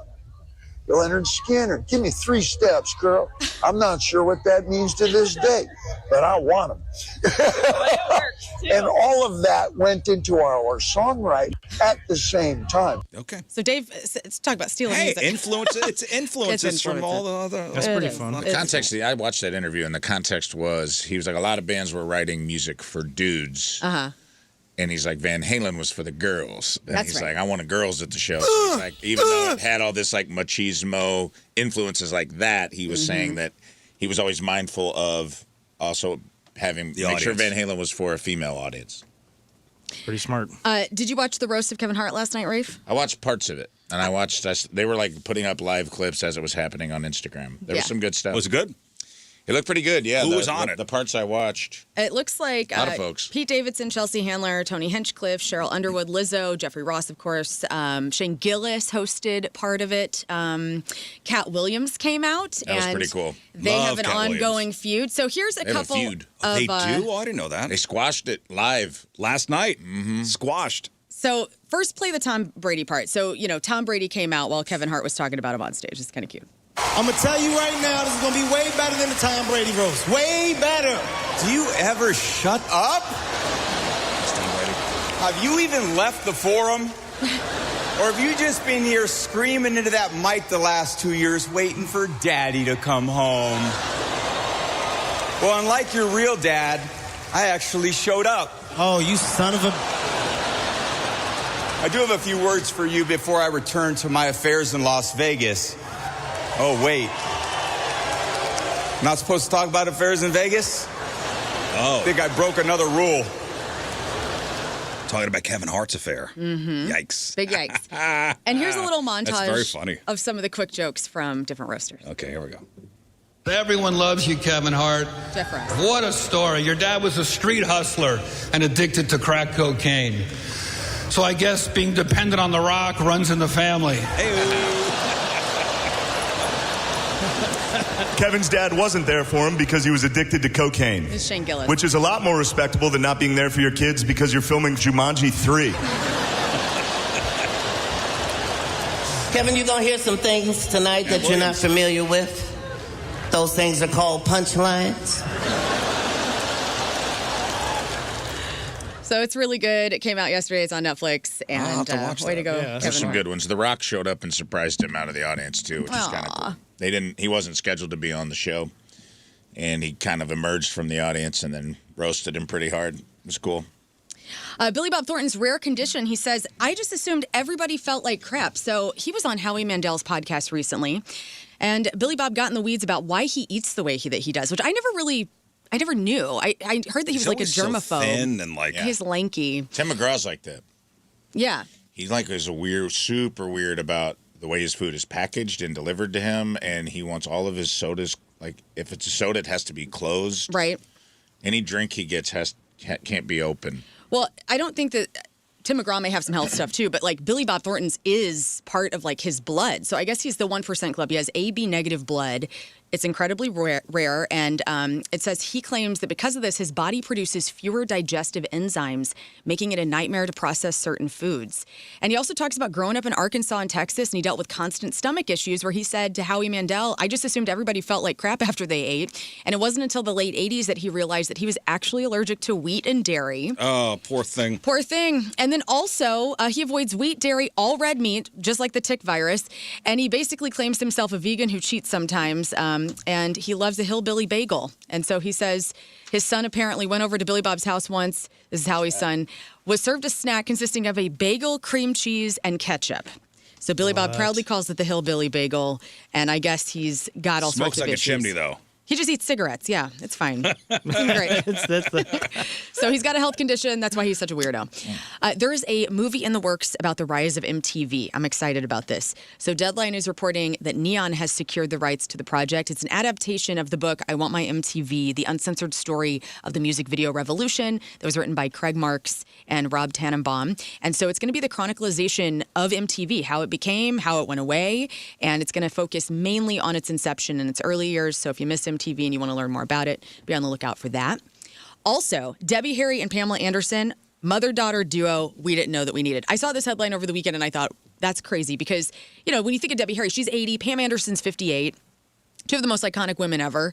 And I guess it's this new indie comedy that's called Maitreya, and it's going to be essentially about Pamela Anderson playing Maitreya, a rising star in the New Age healing world. And she's about to go to this big conference in India, and she finds her estranged father. He's dying. But instead of staying behind to say goodbye, she decides to drag her entire family, including her mom, Debbie Harry, to the conference to test out the healing theories on him. And so it's supposed to be funny. It's by the same people that made The Whale. Pam Anderson and Debbie Harry in a movie together. Yeah. Debbie Harry's playing her mom, which... I guess I was reading the ages actually work out. Yeah, they just work out. 80-year-old Debbie Harry, 58-year-old Pam Anderson. That could happen. And what is this going to be on? It's a regular movie? It's at Cannes Film Festival now. Yeah, it's just a regular movie. Guys behind Portlandia and Baskets are behind directing it, and then written by the guy who wrote The Whale, which was a successful movie. So it's supposed to be a dark comedy. Okay. I'm down. And we all have alter egos sometimes, you know, whether you're booking a hotel under the name Griff Janet, like Rizz, or telling random people your name is Claudio when you throw beer on a guy in New Orleans because he touched you, like somebody else on this show. But the 10 weirdest alter egos from aliens to accountants, and I have a couple here. So, and these were really fun to read because I forgot about some of these. So they're alter egos. They're alter egos. So David Bowie's alter ego was the spaceman. Ziggy Stardust, right? And so Ziggy came to Earth, let the children boogie, gave us a classic album. Then Bowie killed him off of the stage in 1973. So that was kind of an interesting David time. Bowie's alter ego was Ziggy Stardust, yeah. Garth Brooks' alter ego. Chris Gaines. Chris freaking Gaines. Weird flex, 1999. Garth Brooks decided to trade in his cowboy hat for black eyeliner, real emo haircut, and that was a fictional rocker, Chris Gaines. And that was supposed to be a big thing. It just, people started making fun of him, and he just dropped it. Well, that was his flop, and it sold, what was it, 3 million or something? And it was a huge hosted flop. SNL, right? It was part of it. They were going to make a movie. He was playing a role, and the album came out first, and it was so bad they scrapped the whole project. And then he looked like an a-hole. He looked like he was just doing this. It was part of like right. It's supposed to be a whole thing. It was supposed to be like a movie that was coming out where he played this rocker Chris Gaines who like was trying to make a comeback or something. Was the mistake putting out the record first? The mistake was the soul patch, is what it was. So if the movie would have come out first, they also didn't explain it. This is pre-internet, man. So it just came out. And everyone's like, what is this? And then, like, they couldn't get the word out fast enough that it was part of, like, a bigger project, and it just all got shelved. What year was that? This was 99, right at the turn of the century. There still was internet. Yep. So I don't know. They didn't make it a big, whatever it was. I thought it was a midlife crisis happening in real time. That's what everyone thought. Yeah. Because they didn't explain what was going on, and it was like, later they revealed that it was, like, part of a... was supposed to be either a movie or like a some kind of series they were making, where because he was like getting into acting, because he had played like the bad guy in his Thunder Rolls video, and everyone's like, Garth's a pretty good actor. Did he ever play a murderer? Remember when he put on the makeup in Thunder Rolls and he played the abusive husband who gets shot? Mm-hmm. And then he's like, I think I could act. And then that was his. So yeah, he got murdered. But it didn't work out. It didn't work out. Lady Gaga, which, technically like Lady Gaga is her alter ego. Right. Stephanie She's Germanotta. Stephanie Germanotta. But no, I forgot about Joe Calderone. Joe Calderone is her in drag, essentially, as a guy. And I remember she came to MTV Video Music Awards. She had the slicked hair. Right. And greased hair guy from Jersey, chain smoking, cussing, talking about it was her. It was like her Andrew Dice Clay. Yes, which I liked. Cool Keith, who I wasn't as familiar with, he was part of the Ultramagnetic MCs back in the 80s. The Prodigy's Smack My Bitch Up, when it says change my pitch up, that's Cool Keith's voice. That's Dr. Octagon, was he? Dr. Octagon was his alter ego. And that was one of his masterpieces. It says here, a mad scientist surgeon from Jupiter performing bizarre experiments on Earth people. Also Camille, which is Prince's alter ego. He actually made music thinking that he would write for Camille. And ended up being like, If I Was Your Girlfriend. That was one of the Camille songs that Prince put out. The Traveling Wilburys, which, if you don't remember, George Harrison, Bob Dylan, Tom Petty, Roy Orbison, and Jeff Lynne wanted to hide their own fame. So they went by Nelson, Lucky, Lefty, Wilbury, which is kind of interesting. That's right. And then just a couple more Then here. they put out a video where all four of them were singing around one microphone, and the cat was kind of out of the bag. It was out of the bag. Yeah. Yeah. Some of the most distinctive looking people And ever. Roy Orbison's voice wasn't really. It's the most distinctive voices too. Yeah. Like who? Me? I'm Lefty.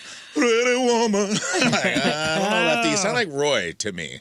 The RZA from Wu-Tang Clan, Bobby Digital. Hedonistic Id. It was a mix of sci-fi, Marvel, and high-speed mathematics. It allowed the intellectual RZA to just let loose, party, and chase women through a digital lens. Adam Yauch from the Beastie Boys went by Nathaniel Hornblower. Yes. Crusty Swiss Uncle Persona to direct their music videos. And then finally, Paul McCartney's Percy Thrillington was a disguise. And Percy was the weirdest. It was the fictional Irish band leader. So Paul recorded a big band version of his album Ram as Percy and then kept it a secret for 12 years before finally admitting, yeah, that's me. And that's your crap. All right. Celebrity celebrating their birthday today. Sabrina Carpenter is 27 years old. Former Carolina Panthers quarterback Cam Newton's 37. Do you know the name Tim Blake Nelson? Tim Blake Nelson. I don't think. Do I? Why do I know that name? Tim Blake. No. He is the guy from Oh Brother, Where Art Thou and The Ballad of Buster Scruggs. Oh, yeah. Great That's actor. great. Yes. Great That is actor. great. Yeah.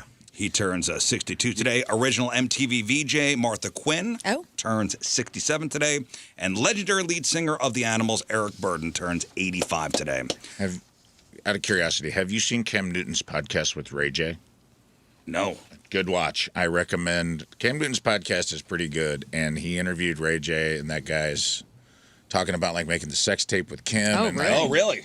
he's the amount of women he's claimed to sleep with, and like Cam Newton's like, come on, man. And he goes, have you done the math on that? I mean, you slept with 33 women a day for 25 years. He goes, you expect everybody to believe that? Like, and Ray J's just like, that guy's He seems like a pompous something ass. wrong with that dude. Yeah, but it is a very interesting interview. All right, looking today's for something porno entertaining. birthday, we have a legend.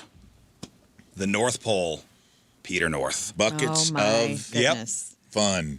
Peter North, today's he-whore, has been in 2,195 movies, including North Pole High, The Great White North, White Heat, a movie called Avalanche, Double Parked, Cream of the Crop, White Lightning, The Big Blast, and who could forget his role in 1996's Scott's favorite, Liquid Assets. Yes.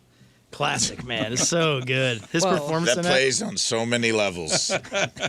That's a layer on a layer on a layer when it comes to Peter North. Peter North is 69 years old. Yes!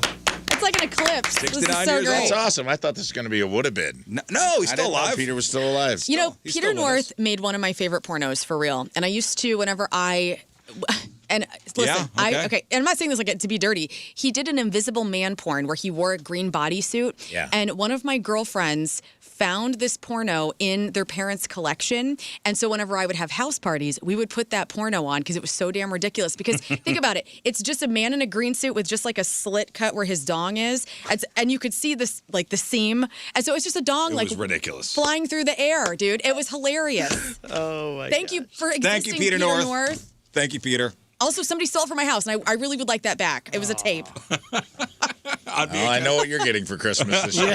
Please, I would love to see it again. That was your crap on celebrities. All right, we got your sex time fun facts coming up. A Reddit post, I regret marrying my husband, one woman's brutal reality. The scary new quote-unquote beauty trend and why men are paying for cauliflower ear.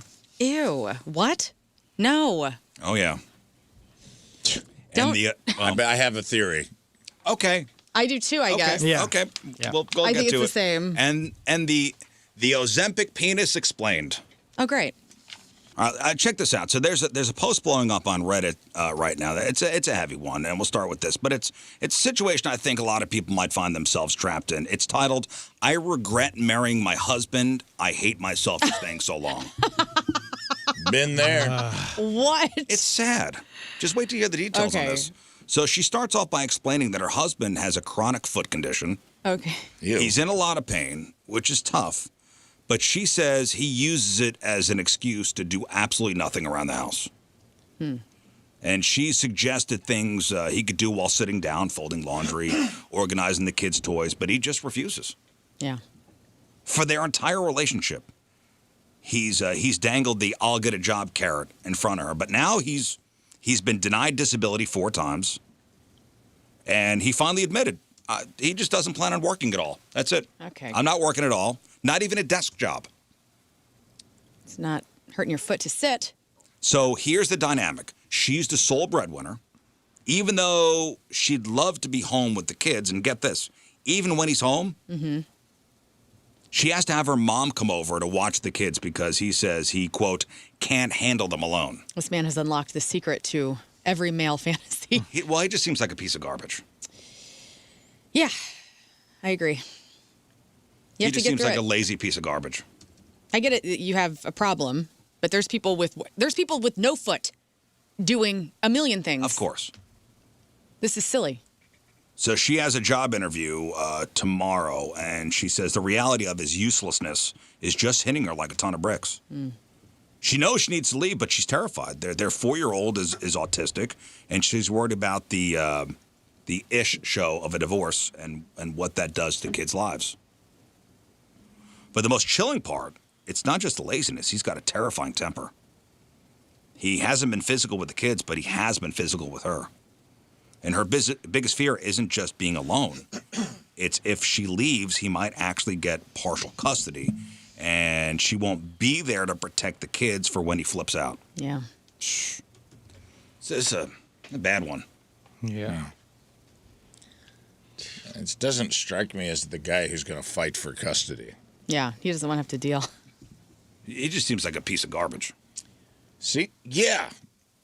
Physically abusive, doesn't want to Lazy. work. I mean, he's hitting the trifecta of garbage humans.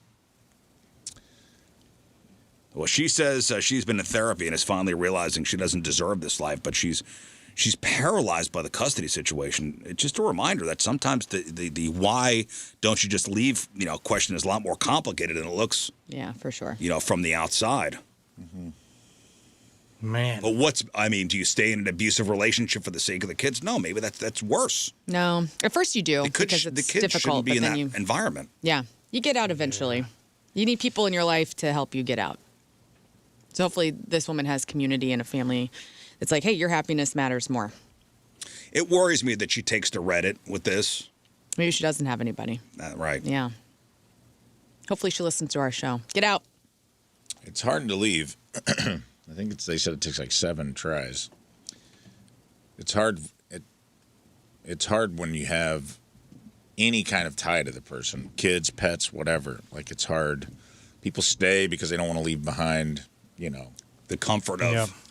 Yeah, I mean that's a lot of This is the most egregious form of that we talk about on this show, or I've talked about it. Like a lot of people stay in relationships they know they should be out of just because it's comfortable or it's familiar. It's and the there's path of least resistance. 100%. You know what, though? If she is worried about the custody thing, she's got the receipts, right? Like, he's not been working. Yeah. Maybe she has examples of his temper flare-ups where she can use that to show, like, hey, I want to be the sole person that is taking care of my kids because I'm afraid of what If he does nothing for the kids, if she's got to have her mother come over because he just can't handle it. Yeah. She's got receipts. She'll get custody. She'll get custody. Yeah. You could also just, I mean, that would suck probably, but you could probably negotiate some sort of like, you don't work, so you're going to need alimony. I don't know how long they've been married, but I'm like, you just negotiate that. Well, I wonder if she's got to pay him. That's what I'm saying. Like, Yeah, I didn't think about if she has to pay him, like, negotiate custody through, like, that would suck, but at least. How gross. That's part of it, though. Ugh, yuck. Do you have to pay alimony if they don't have the kids? Sometimes, I mean, if you've been married a long time, and there's always arguments that, like, a certain quality of life. 618, did he hurt the kids? She says no, he was not abusive with the kids at all, but he's been abusive with her. Which is enough. You don't have to wait for it to trickle down. That's what she's worried about. Well, leaving them in the house is just as dangerous as taking them out. Yeah, bad situation. For sure. Because if he's not able to work, though, so maybe she could put him in a home and...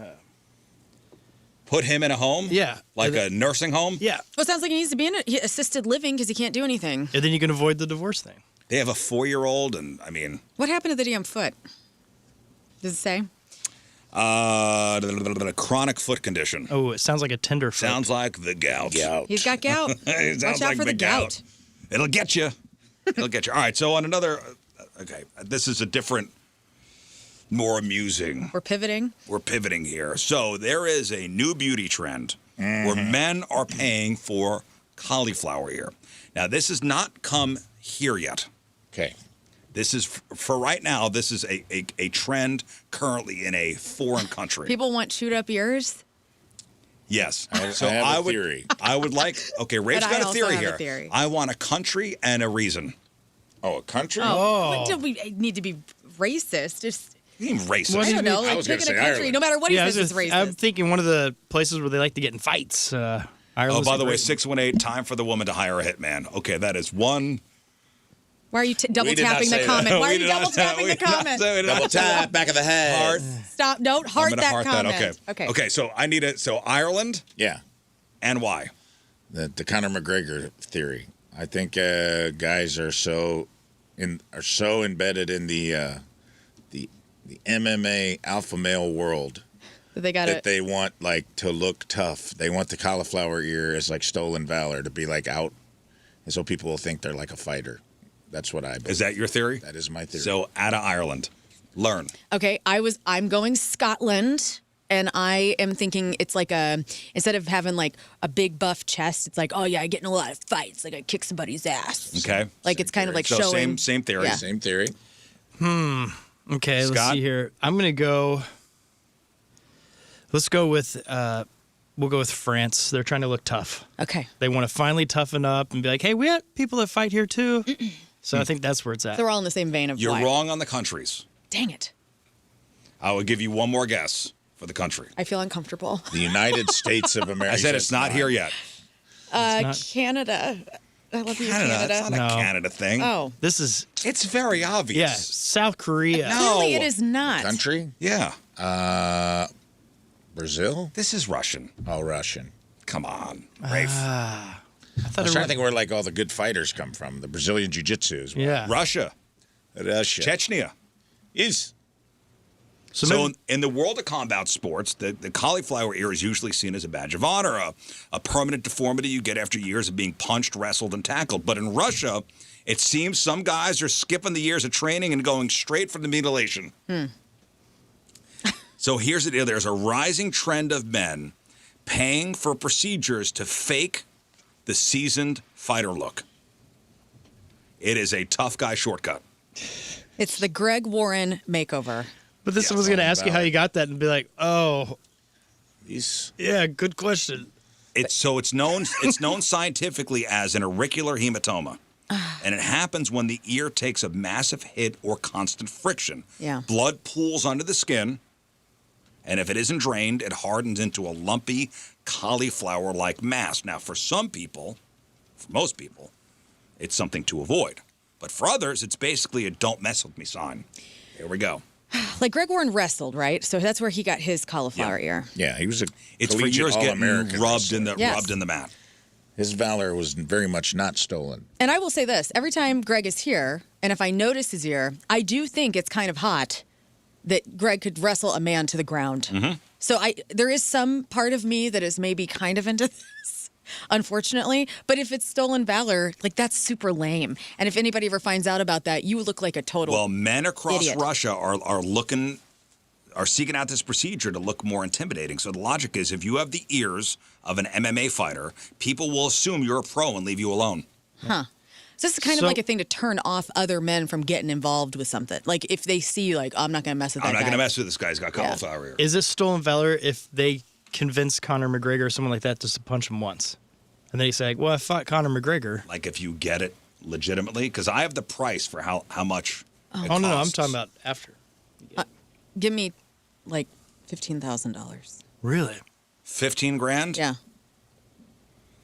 To go to a place and get a cauliflower ear? Mm-hmm. So show me 15 Show me grand. 15. It's $2,500. $2,500 bucks. $50, and the guy just rubs the side of your head really vigorously for a long time. What'd you say, Scott? $2,500. $2,500. $2,500. I'll split the 15,000. diff. I'll say 5,000. Okay, so it's 6,000 rubles.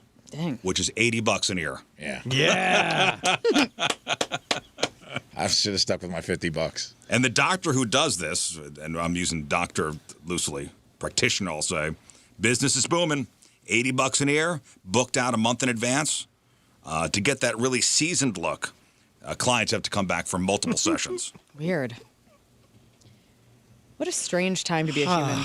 Experts are unsurprisingly horrified. Since these aren't exactly licensed medical procedures, the risks are huge.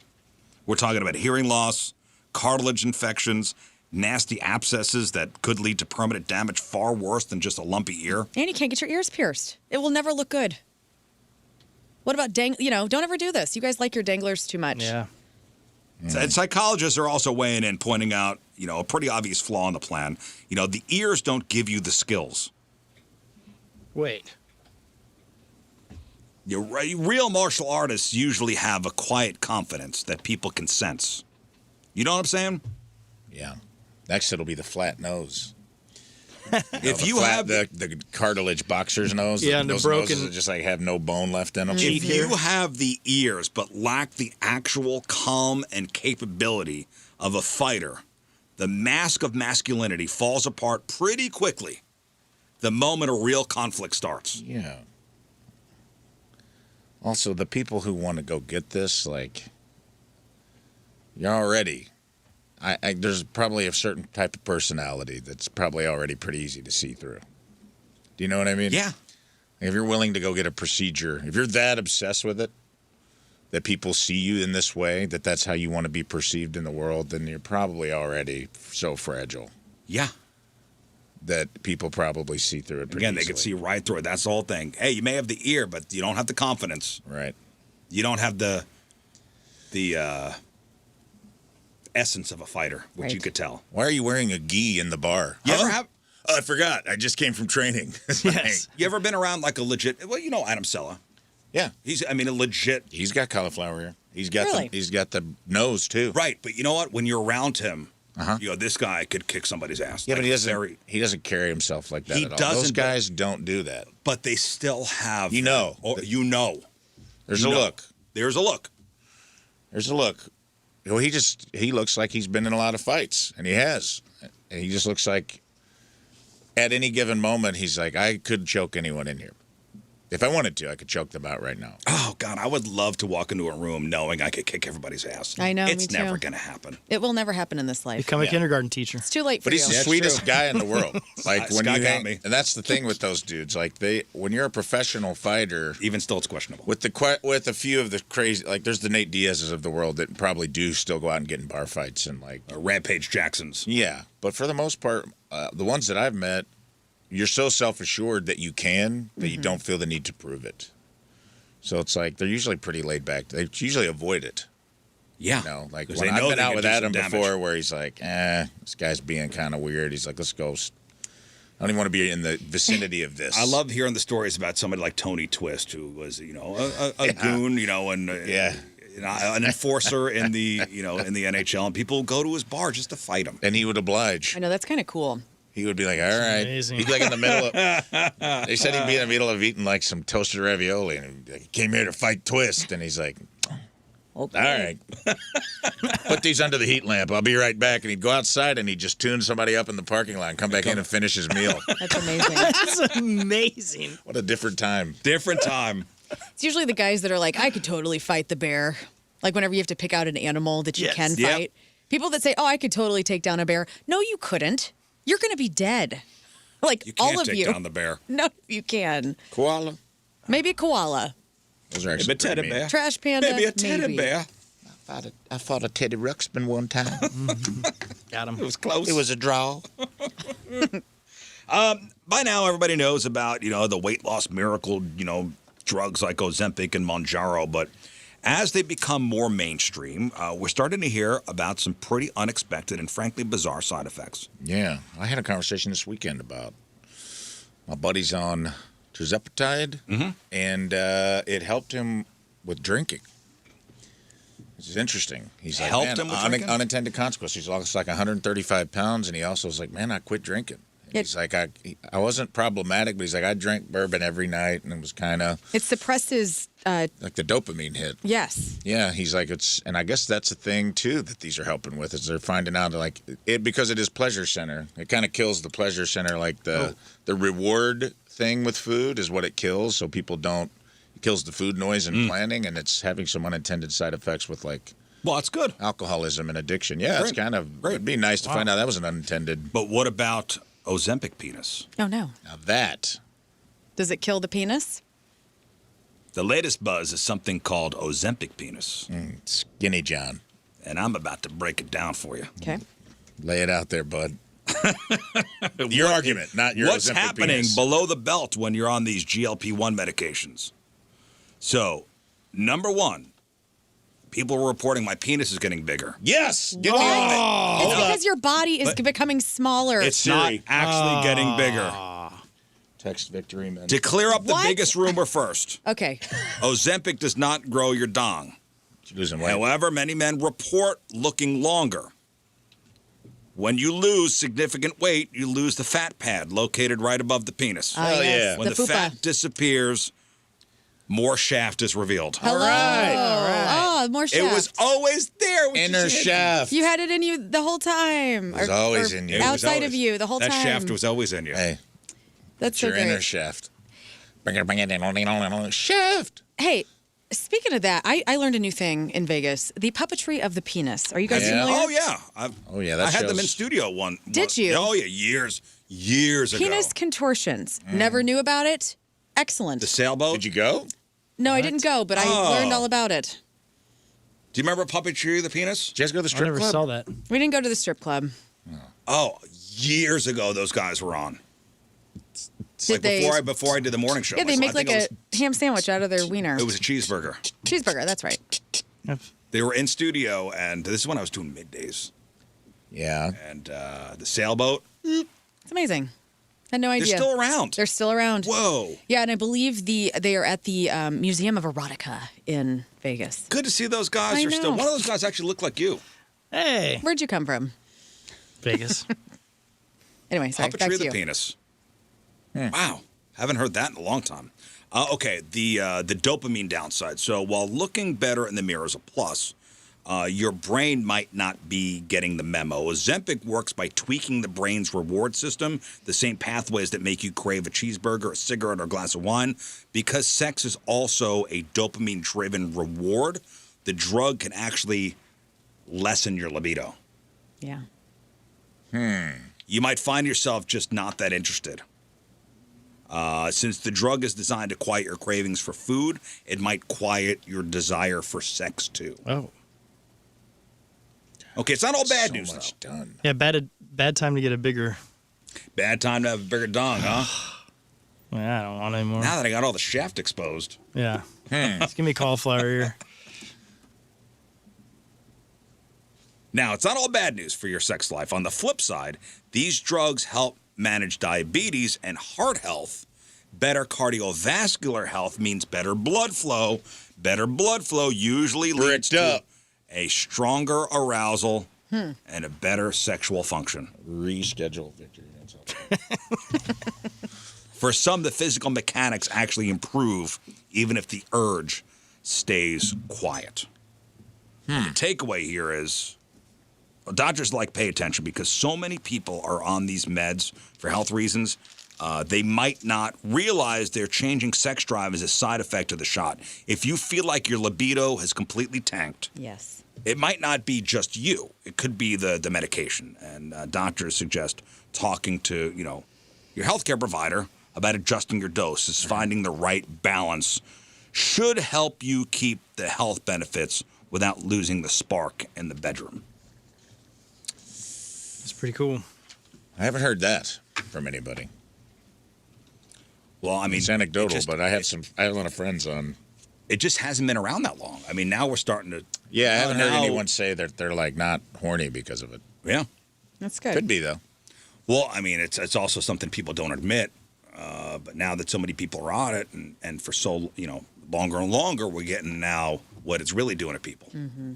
All right, this is one of those stories that's going to spark some serious debate with people. We all know that recreational, pot use is becoming the norm across the country, but a growing pile of research suggests that a guy's harmless weekend habit might be doing some real damage behind the scenes. So a massive study at a Boston University recently dropped a bombshell. Men who use marijuana at least once a week could be doubling their partner's risk of a miscarriage. Oh. Golly. Yeah, the researchers tracked over 1,400 couples and found that the risk was highest in the very early stages, usually around the 6-week mark. And here's the kicker. It doesn't matter if the woman was using or not. The link stayed strong even when only the guy was partaking.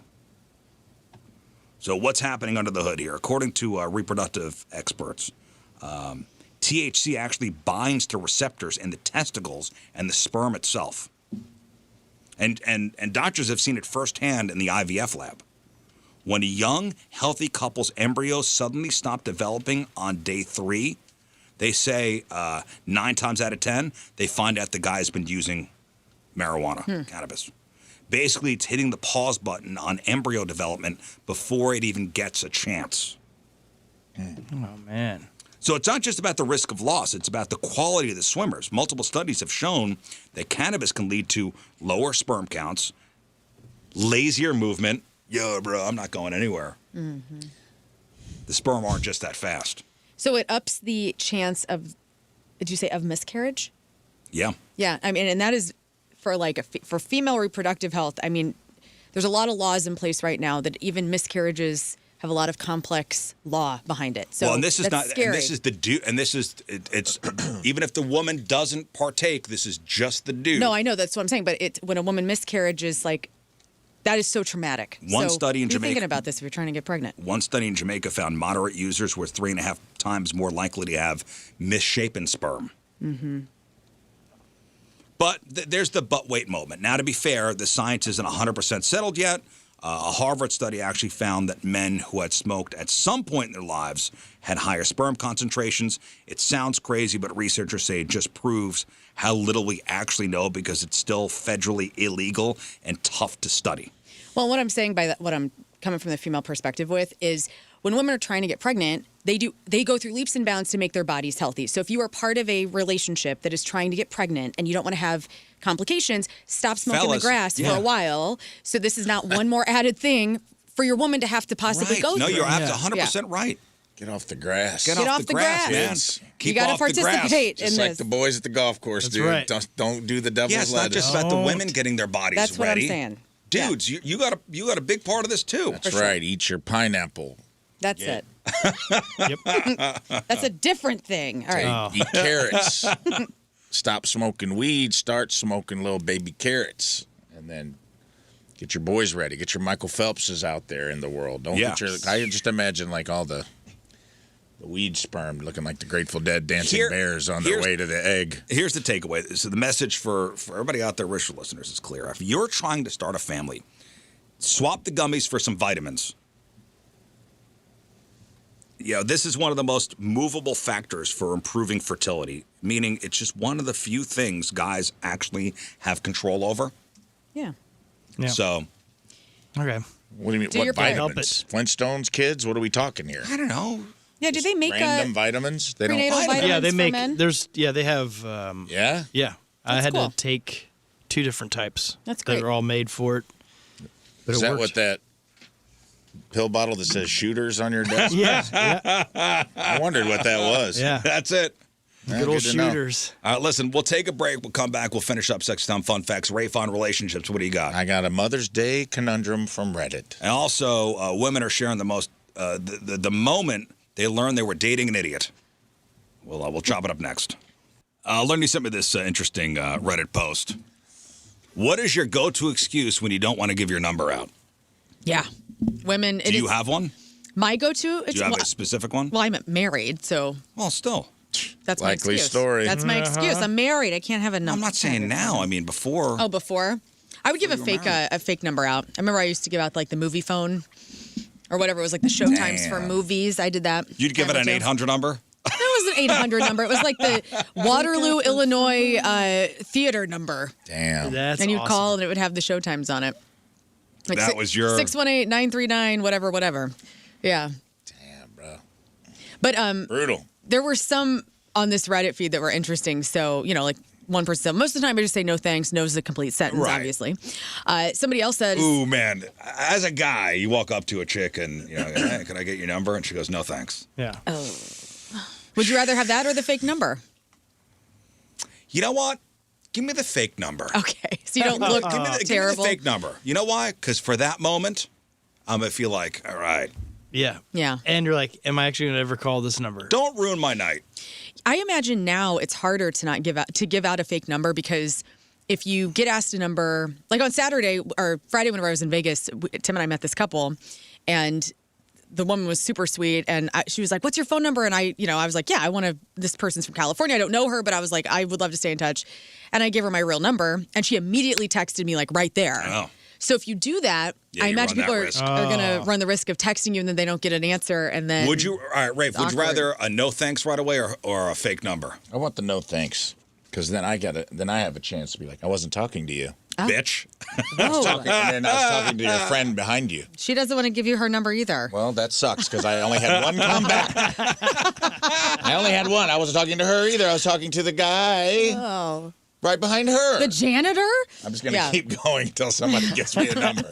The janitor's like, sorry, bud, I can't get my number out on the clock. And I'll be like, I wasn't talking to you either. I was talking to myself. And guess what? What? I know my number. So then another person on this Reddit feed said, you give them your number, and then when the guy texts you, you text back and say, hey, this isn't so-and-so. She gives out my number when she isn't interested in someone. She does this all the time. Sorry. So it actually is Right. the person, but then they just fake it.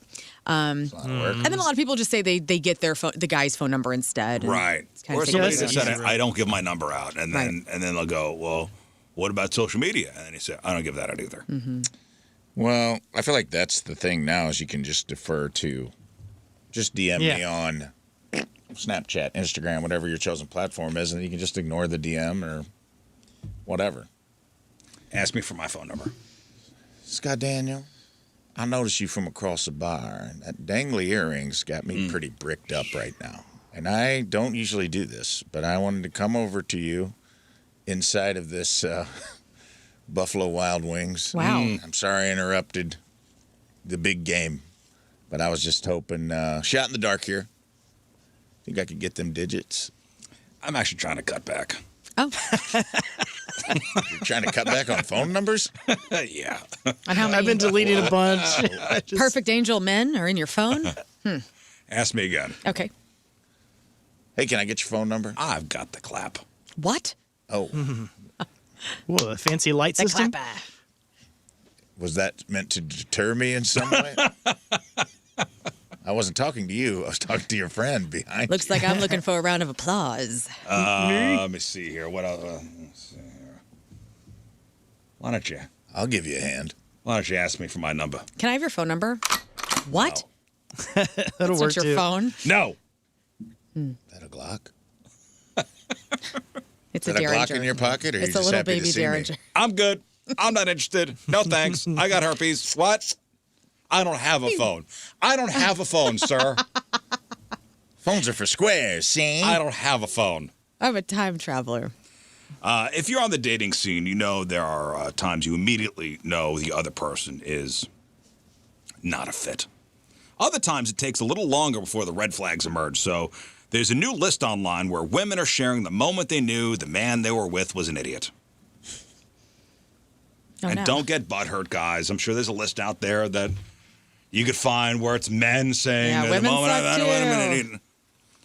Okay, number one here. In college, I came back from spring break with bangs. A guy said, what did you do to your hair? I said, I got bangs. We stood there in silence as he realized a girl's hair doesn't just grow shorter in the front like a genetic trait.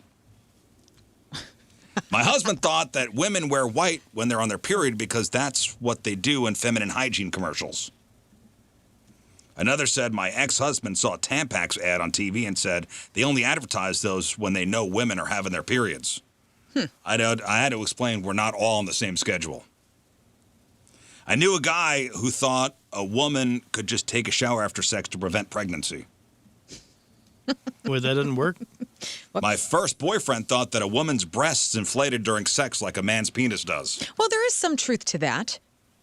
I think our estrogen levels can make our breast tissue fluctuate or something about our breasts. Yeah, they'll stand straight up. Exactly. They become cones. My cool. ex-boyfriend was concerned about having periodic night sweat, so he Googled it. He proceeded to tell me he has menopause. Aw.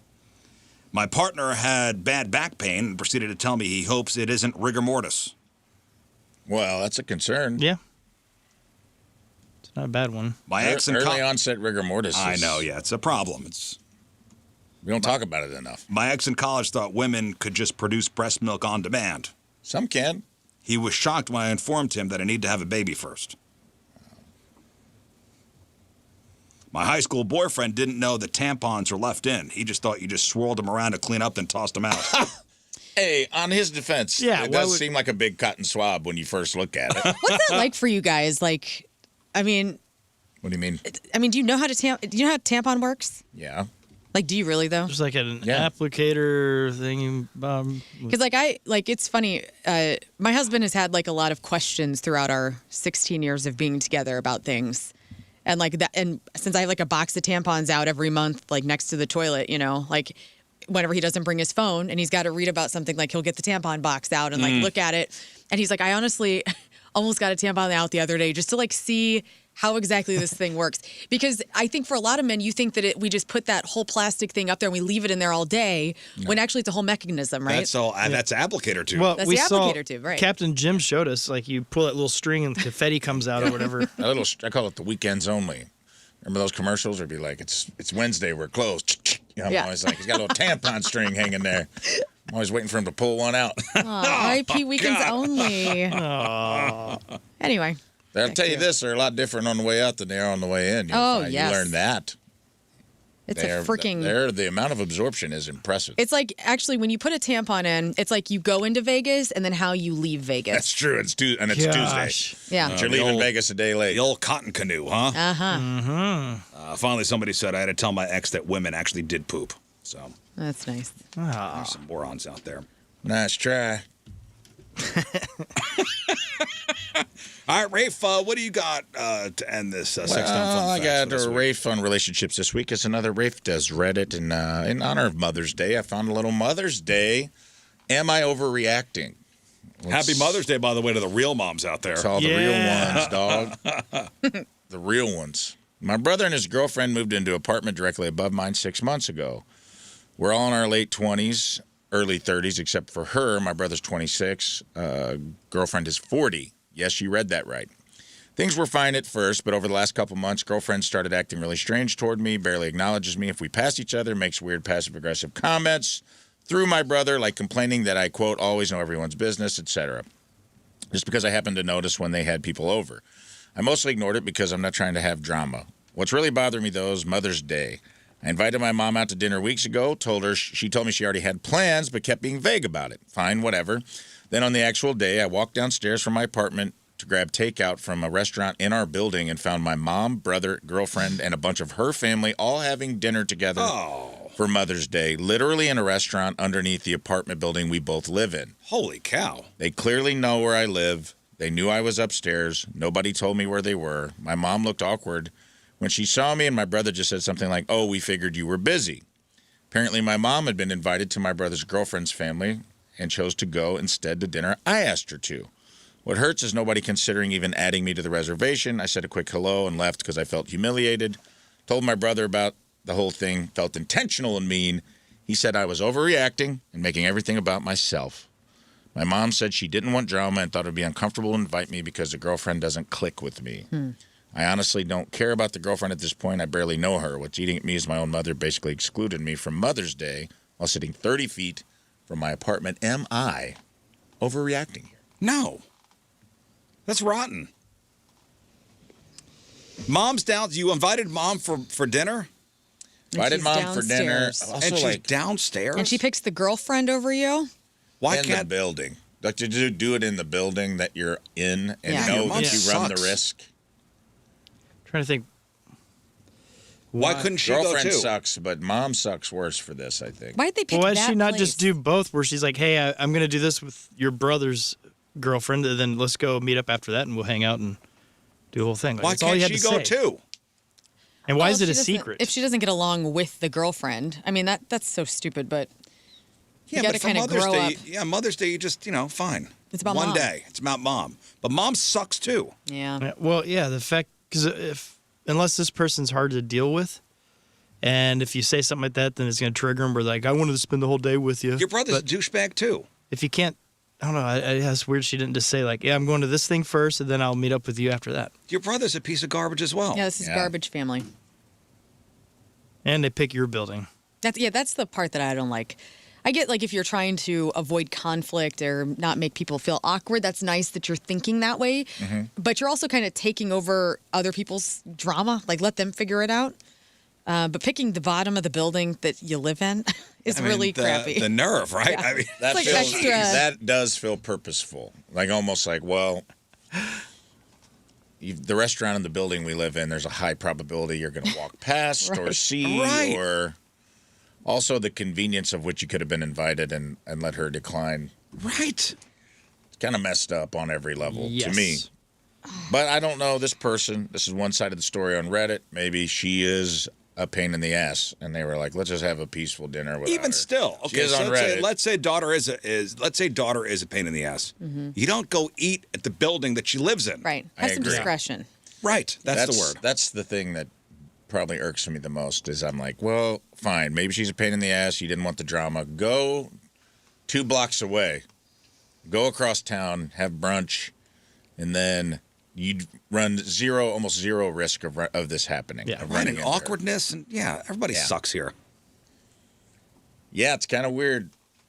You guys ever had anything like that in your families? We got, rogue family member that you got to exclude from stuff. No, I mean there are family members that don't talk to each other, but they just stay in separate rooms. Yeah. And for the sake of peace, they just don't interact. I had a extended family member have like a sister-in-law situation where the two, the sisters didn't get, like the sister and sister-in-law did not get along. And so those two were never around each other, or there was like drama, and it's just so unnecessary. My It's like, wife's get with family, it. there's drama all the time between this person and that person. They don't talk for a couple weeks, and then they're Right. back. Well, in those situations, I They're guess back, the question I want to ask is like, when that's happening, when the sister-in-laws aren't talking and it is awkward, do you kind of wish one of them wasn't there? Well, yeah, Yeah. it's awkward. it's like it's like my stop this. my family, we try to do stuff all the time, and my cousin James still shows up, and you're just like, oh, good heavens, cousin James again. It's a nightmare. Once he got out of prison. Yeah, once he got out of prison, and Yeah, he was in for banging horses, right? Yet again. Oh, Quincy. James is he's not from Quincy. No, he's not from Quincy. Cousin Oh, Quincy. man, I met somebody from Quincy on Saturday Uh-oh. night. Was it Jonathan Van Ness? No. Oh, And Was it a this woman had traumatized never met her horse? before, just getting, kind of small talk. She goes, I'm from Quincy. I go, oh, dude. Guy got caught up there banging horses multiple times. She goes, I know. Yeah. They know. We all know. There's more going on in Quincy. Quincy's than famous. We all know. I know. What else? You know what? They need to have like a good PR day up there. Like, what else is going on in Quincy? What's going on in Quincy? Nothing else. And the woman said, I don't really know why that's a thing, like why everybody just associates us with that. And then somebody said, oh, this guy talks about it all the time on his radio show. Yep. How did you? Like, don't Can't invite figure him. out why we can't get this story out of the zeitgeist. Well, no, and she goes, I'm from Quincy. I mean, immediately I was like, oh, that's where the dude's banging horses. Right. She And didn't know who you were. She goes, there's some a-hole in St. Louis that does radio that won't stop talking about it. Her husband's a fan. Shout out to him. Oh, that's awesome.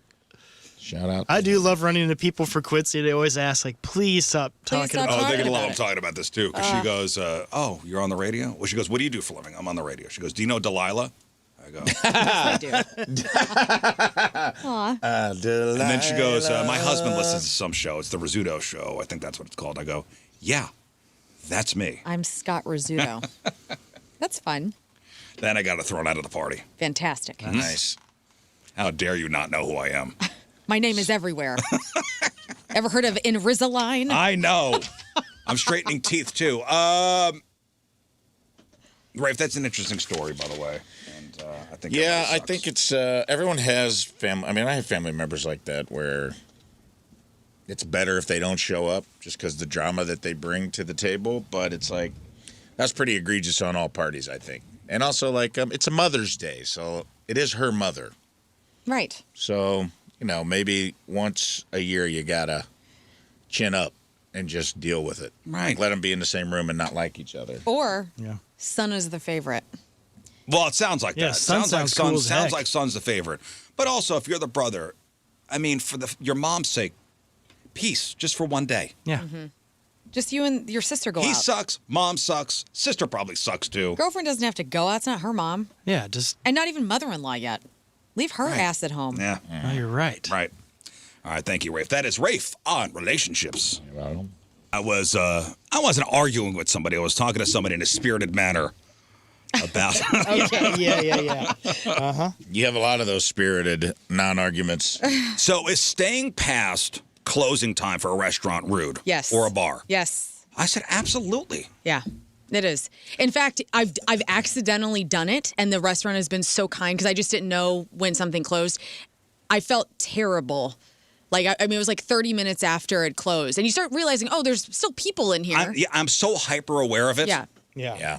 It's like, get out. It could be, like, hey, once the bartender or server says last call, they aren't just offering one more round. They're gently suggesting, hey, Let's let's wrap it up. Yeah. That happened. You left early, but we went out to Basso a couple weeks ago, and I stuck around for. It was Jamie Rivers' wife-to-be's birthday, and we were having fun, and everybody was.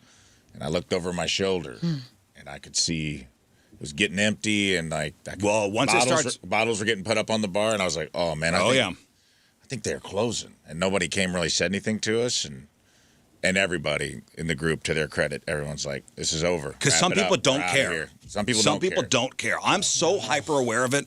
Like, gotta restaurant go. workers generally agree that if a place closes at 10, you should be walking out the door by 10. Well, Staying an hour past closing is just hanging out. It's holding the staff hostage. Because most managers won't let their team go home until every guest is cleared out. So while you're enjoying that final sip, the dishwasher, the bartender, the managers are all stuck in the building waiting on you. that's It's true. a dick move. It is. I mean, sometimes it can't be helped if you sit down at 9:30 and order food, and it closes Right. at 10, and your food comes out at 9:55. You Of have course. to eat your meal. It's like I mean, if a restaurant stays open till 10, they're still going to have to close. I would assume that they're staffed till 11, no matter what. Yeah, but if you're an hour past closing time, it's a douchebag. Yeah, that's a very. I agree. Or if you're just drinking, get out of there. So if you find yourself finishing up right as the clock strikes closed, pay the bill immediately. That's the big one. Even if you want to sit for 10 more minutes, to finish your drink, settle the tab first. So that it allows the manager to finish their end of night paperwork so they could bolt the second you leave.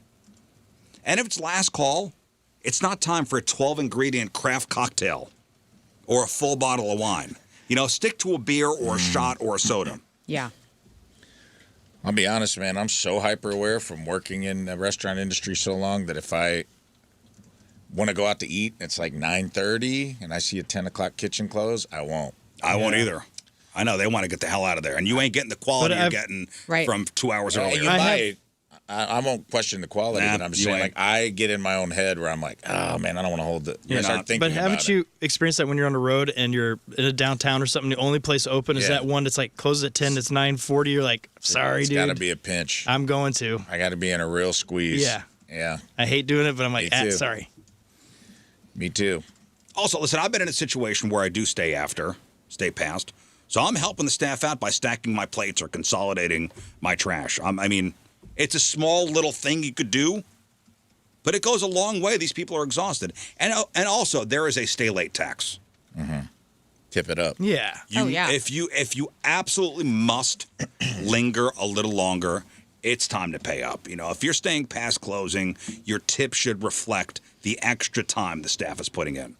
Throwing down an extra 20 can turn a lengthy stay from an annoyance to maybe a win for the server. Because I was talking to this dude. He's like, I don't care if I stay later. I'm finishing my drink on my clock. Like, dude, you're not a nice person. No. That happened to me after the show Friday. Because, that Four Hands is right there in the district. And I was like, we got done like 9. Man, show was at 8. I was probably 9:30. And there was nowhere in the whole district on a Friday night. Like, Steve's was closed. Right. Everything's closed. And I'm like, man, everything closes hella early out here. And there was one place, but it was like, kitchen closes at 10, and it was 9:40. And I was like, nope. And we drove across, I think we went to 54th Street across the place. I was like, hey, their kitchen's open till 11. I don't feel bad. Let's go there. Mm-hmm. And, like, I made the conscious choice to leave the premises just so I didn't walk into the last open restaurant. And, restaurant pros restaurant workers are pros at being polite, but their time is valuable. If you want to keep the party going, find a new spot that's open later, like you said. Take that final shot with the bartender, head to a 24-hour diner, I don't know. Or take the party back to your place. Or see where the bartender lives, see if you can hang out there. Yeah. Follow them home. They love that. Let's get to a couple emails. RizzShow1057thepoint.com are your instant feedback, and emails are sponsored by... They are sponsored by 123 Mortgage. Reach out to Kevin. Make your mortgage a win. 123mortgage.com. All right. Hello, Rizz Show. Hello. This is in regards to... We had a story. We all saw the guy at the Cardinals game who put one leg over the railing. Yes. Yeah. And was pulled back in and fired some shots off at a fan. Well... Listener Joey says, the guy who grabbed the guy off the ledge at the Cardinals game was my dad. Wow. He works for the Parks and Rec for Hazelwood, and he took a bunch of senior citizens to the game and was in the section next to this guy. He took a bunch of senior citizens to the game? Let's wait till you hear. This guy's a hero on so many. I said it immediately. Like, this guy is a hero as it is. Yeah. So he works for the Parks Department in Hazelwood, took a bunch of senior citizens to the game, was in the section next to the guy. Just had rotator cuff surgery a few weeks ago. Gosh. Grabbed the guy anyway, took a few licks, but he's fine. Cardinals reps have been super awesome about the whole situation, showing my dad a lot of love. Oh, yes. How awesome. Got a good dad right there. Does anybody know why this guy was hanging his leg off the railing? Stretching? Yeah, let us know. We'd heard. You weren't here. Right. We talked about this. There was a video going around showing a guy up in the upper deck. I think it was actually the middle deck. Yeah. He had his leg. He had his leg over the railing. It looks like he was going to jump, and this guy's dad grabbed him and pulled him. Love him. Some fans pulled him back over the edge, and the guy was swinging too. Yeah, the guy started very punching combative. whenever they did it. And then I think that he got tuned up a little bit too, which justifiably so. If you're trying to jump off a ledge and you start fighting, I would imagine you got to get a little bit. You got to get your guitar tuned as well. Yeah. But this man is a hero. Congratulations to your dad. And if you do know what was up with that guy, let us know. We're interested. Please. I'd love to know. All right, moving on. Dear Rizz and the gang. Hello. I heard a conversation last week about whether or not kids are still reading Lord of the Flies in school. We talked about this while you were gone, too. I wanted to chime in. My son actually read it last year as a sophomore in English class here in Missouri. It definitely sparked a lot of discussion in their class about human nature, leadership, survival, and peer pressure. Even though it's an older book, it seems like many schools still use it because of the themes and classroom discussions that it creates. I just thought I'd share that at least some schools are still definitely teaching it. I was curious. Merry Christmas, Rizz. I don't remember reading that, but I immediately go to the Aerosmith song "Lord of the Thighs" Nope, when I hear that's that different. title. Is that Same. different? You didn't have to read Lord of the Rings? I don't think Not Lord of the Rings, Lord of the Flies No, in I don't think school? so. I don't think I've ever read it. Or watch the movie. We read the book and then watched the movie. Both disturbing. But it was one of the good books because it wasn't that long. Oh, that's nice. We were talking about, do you remember Balthazar Getty, No. the child actor? He was in the Lord of the Flies movie. He was going to be like the next Leo DiCaprio. He was kind of in that class of like Leo and River Phoenix and all those guys. Balthazar, what a great name. Balthazar Yeah, Getty. sounds like, and he's still a good-looking dude. Yeah. He's really. We looked him up, and I'm like, the guy's he's held up. I want that name to come back, and I also want the name Heathcliff to come back. It's a great name. Were those ever names that were in fashion? No, well, that was just in the new Margot Robbie, Jacob Elordi romance movie. Wuthering That was just Heights. Wuthering Kind of Heights. sounds like a cool cop name or something. Heathcliff. Great name, dude. Private investigator. Heath, hot ass Heath Ledger. I know a Let's Heath. go. Sounds like a cool orange cat who likes to eat fish bones out of a trash can. Shout out to the Heath I know. Cool. Heath. What's Balthazar? What do you call him? Bart, That's Bart. isn't it? No, That's Bartholomew. Bartholomew. Oh, I would call him Bart. Balls. This is Bert? Heath and Ball Ball. or Czar. It's kind of cool. Yeah, Czar is awesome. Let me see. Yeah. What's Balthazar Balthazar. shortened to? Laser. Baz. Baz. Oh, okay. cool name, Baz Luhrmann. What's up? Heath and Baz, cool names. Very cool. Okay. Could come back. I'm with you now. Thank you. Seemed like a lot for a kid to learn how to spell in first It grade, is. but if you can shorten it to Heath and Baz, I'm in. All right, next. But anyway, yeah, they're teaching Lord of the Flies, which is great because we were worried that none of these books are surviving. Let's do a little food news. Yes. Hi, all. Hello. Hey. After hearing you talk about Noto a few weeks ago, both of y'all, I immediately went online and made reservations. Pizza is hands down my favorite food. I'm always looking to try new places. My son and I went there last night trying to celebrate him getting his new job in Chicago. Cute. It did not disappoint. The pizza was amazing, and so was the service. We will definitely be going back, even though Good. we live all the way in South City. Thank you so much for the recommendations. It was awesome. Sincerely, Sarah. And they sent a picture. Look at this picture, dude. Is this the pizza you guys had? Oh, yes. Oh, yeah. What is this? I want it in That's my not the life. margarita. That's something else. Oh, man. Looks like a big old lumps old of goat ricotta. I cheese or think it's, something on it. looks like the Oh, here's the margarita. They got that one. So it's like, margaritas. is it individual sizes? Yeah, or do they do the Yeah, you big can ones? eat one 12 incher. yourself. Okay, You eat two that's yourself, too. great. You're I really didn't hungry. get that when you talked about it. I thought like you had to commit to the pizza. Knowing I Yeah. can get the pizza and still get another I entree, always say get the margarita pizza as an appetizer. I'm with you. But then you don't get the risotto balls, which Get is those, too. upsetting. Get them both.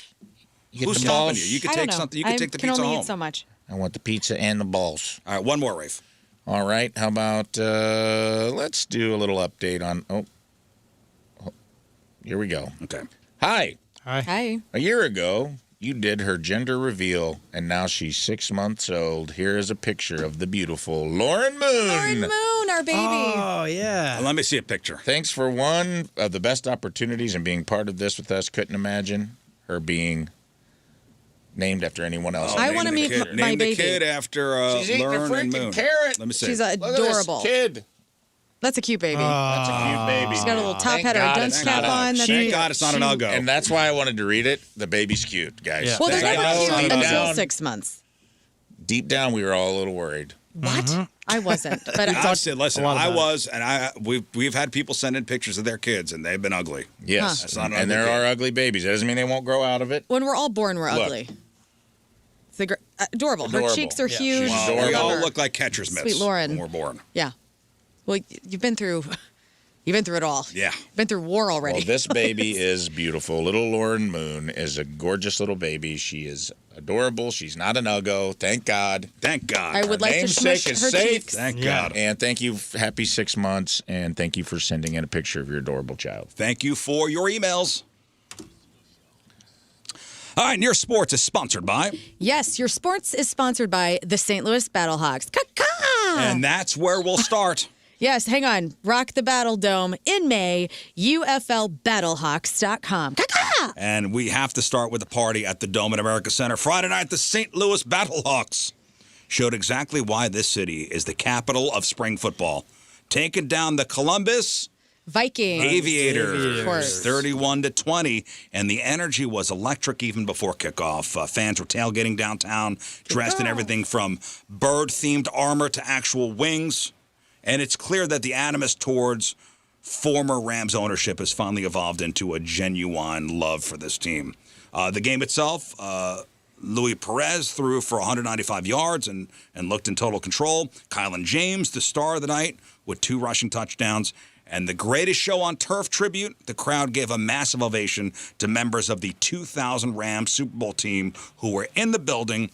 It was a perfect bridge between our past and our present. Your mom would have loved this. I know. Your mom would have loved this. So with 3 of their last 4 games at the Battle Dome, the Battlehawks are in the driver's seat for the playoffs. Switching to the pitch. That's right, soccer guys. Oh. St. Louis City SC finally did it. They went into Colorado and walked away with a 1-0 win over the Rapids. This was City's first road win of the season, and their first what they call a clean sheet, a shutout. The game got a little weird in the 50th minute when Colorado's Rob Holding received what I would call a soft red card.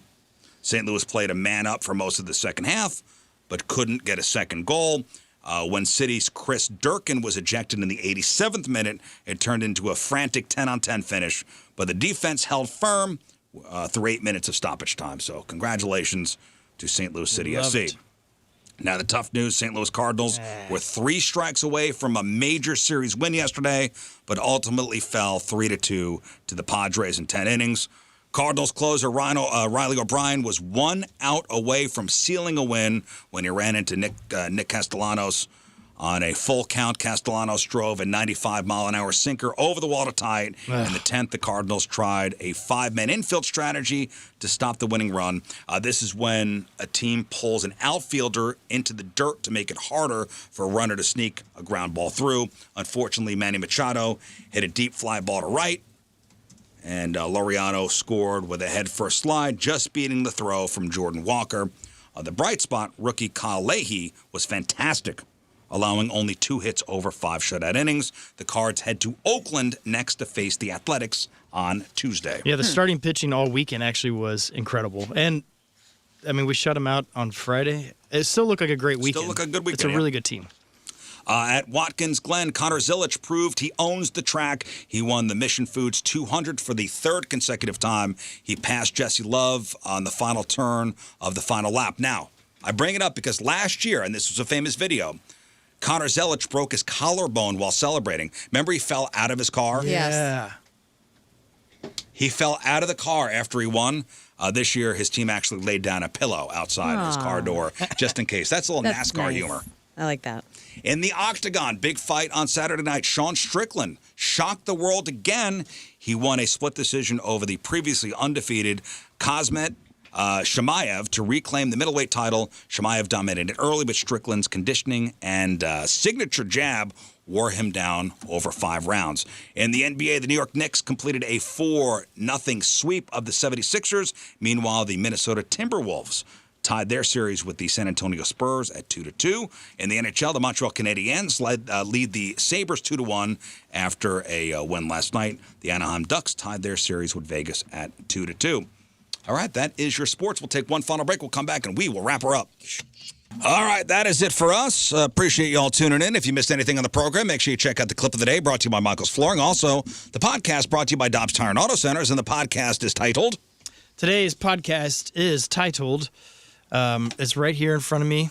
Mama needs that pastry money. Thank you. All right. Yes. Thank you, King Scott. You're welcome. And only King Scott. Yes. Hey, what else you got? Well, you can follow me at King Scott Rules, and also at Point Fest. I'll be over at the Sheet Metals Workers Tent hanging out from 3:30 to 5:30. So after we're done signing there, I'll be over there hanging out as well. All right, so come awesome. say hi to me this weekend at Point Fest. Learn. Yeah, get your Point Fest tickets. Can't wait to see everybody this weekend. Also, don't forget about Night at the Rizzlies with the Grizzlies, which is Sunday, June 14th at Arsenal BG Ballpark. That's going to be a good time as well. So if you need any details on what we're up to, 1057thepoint.com. Rafe. No notes. All right, we leave you with a selection from our Teamers Member of the Day, brought to you by Hot Shot Sports Bar and Grill. From St. Louis, Lauren Shaver is our Teamers Member of the Day.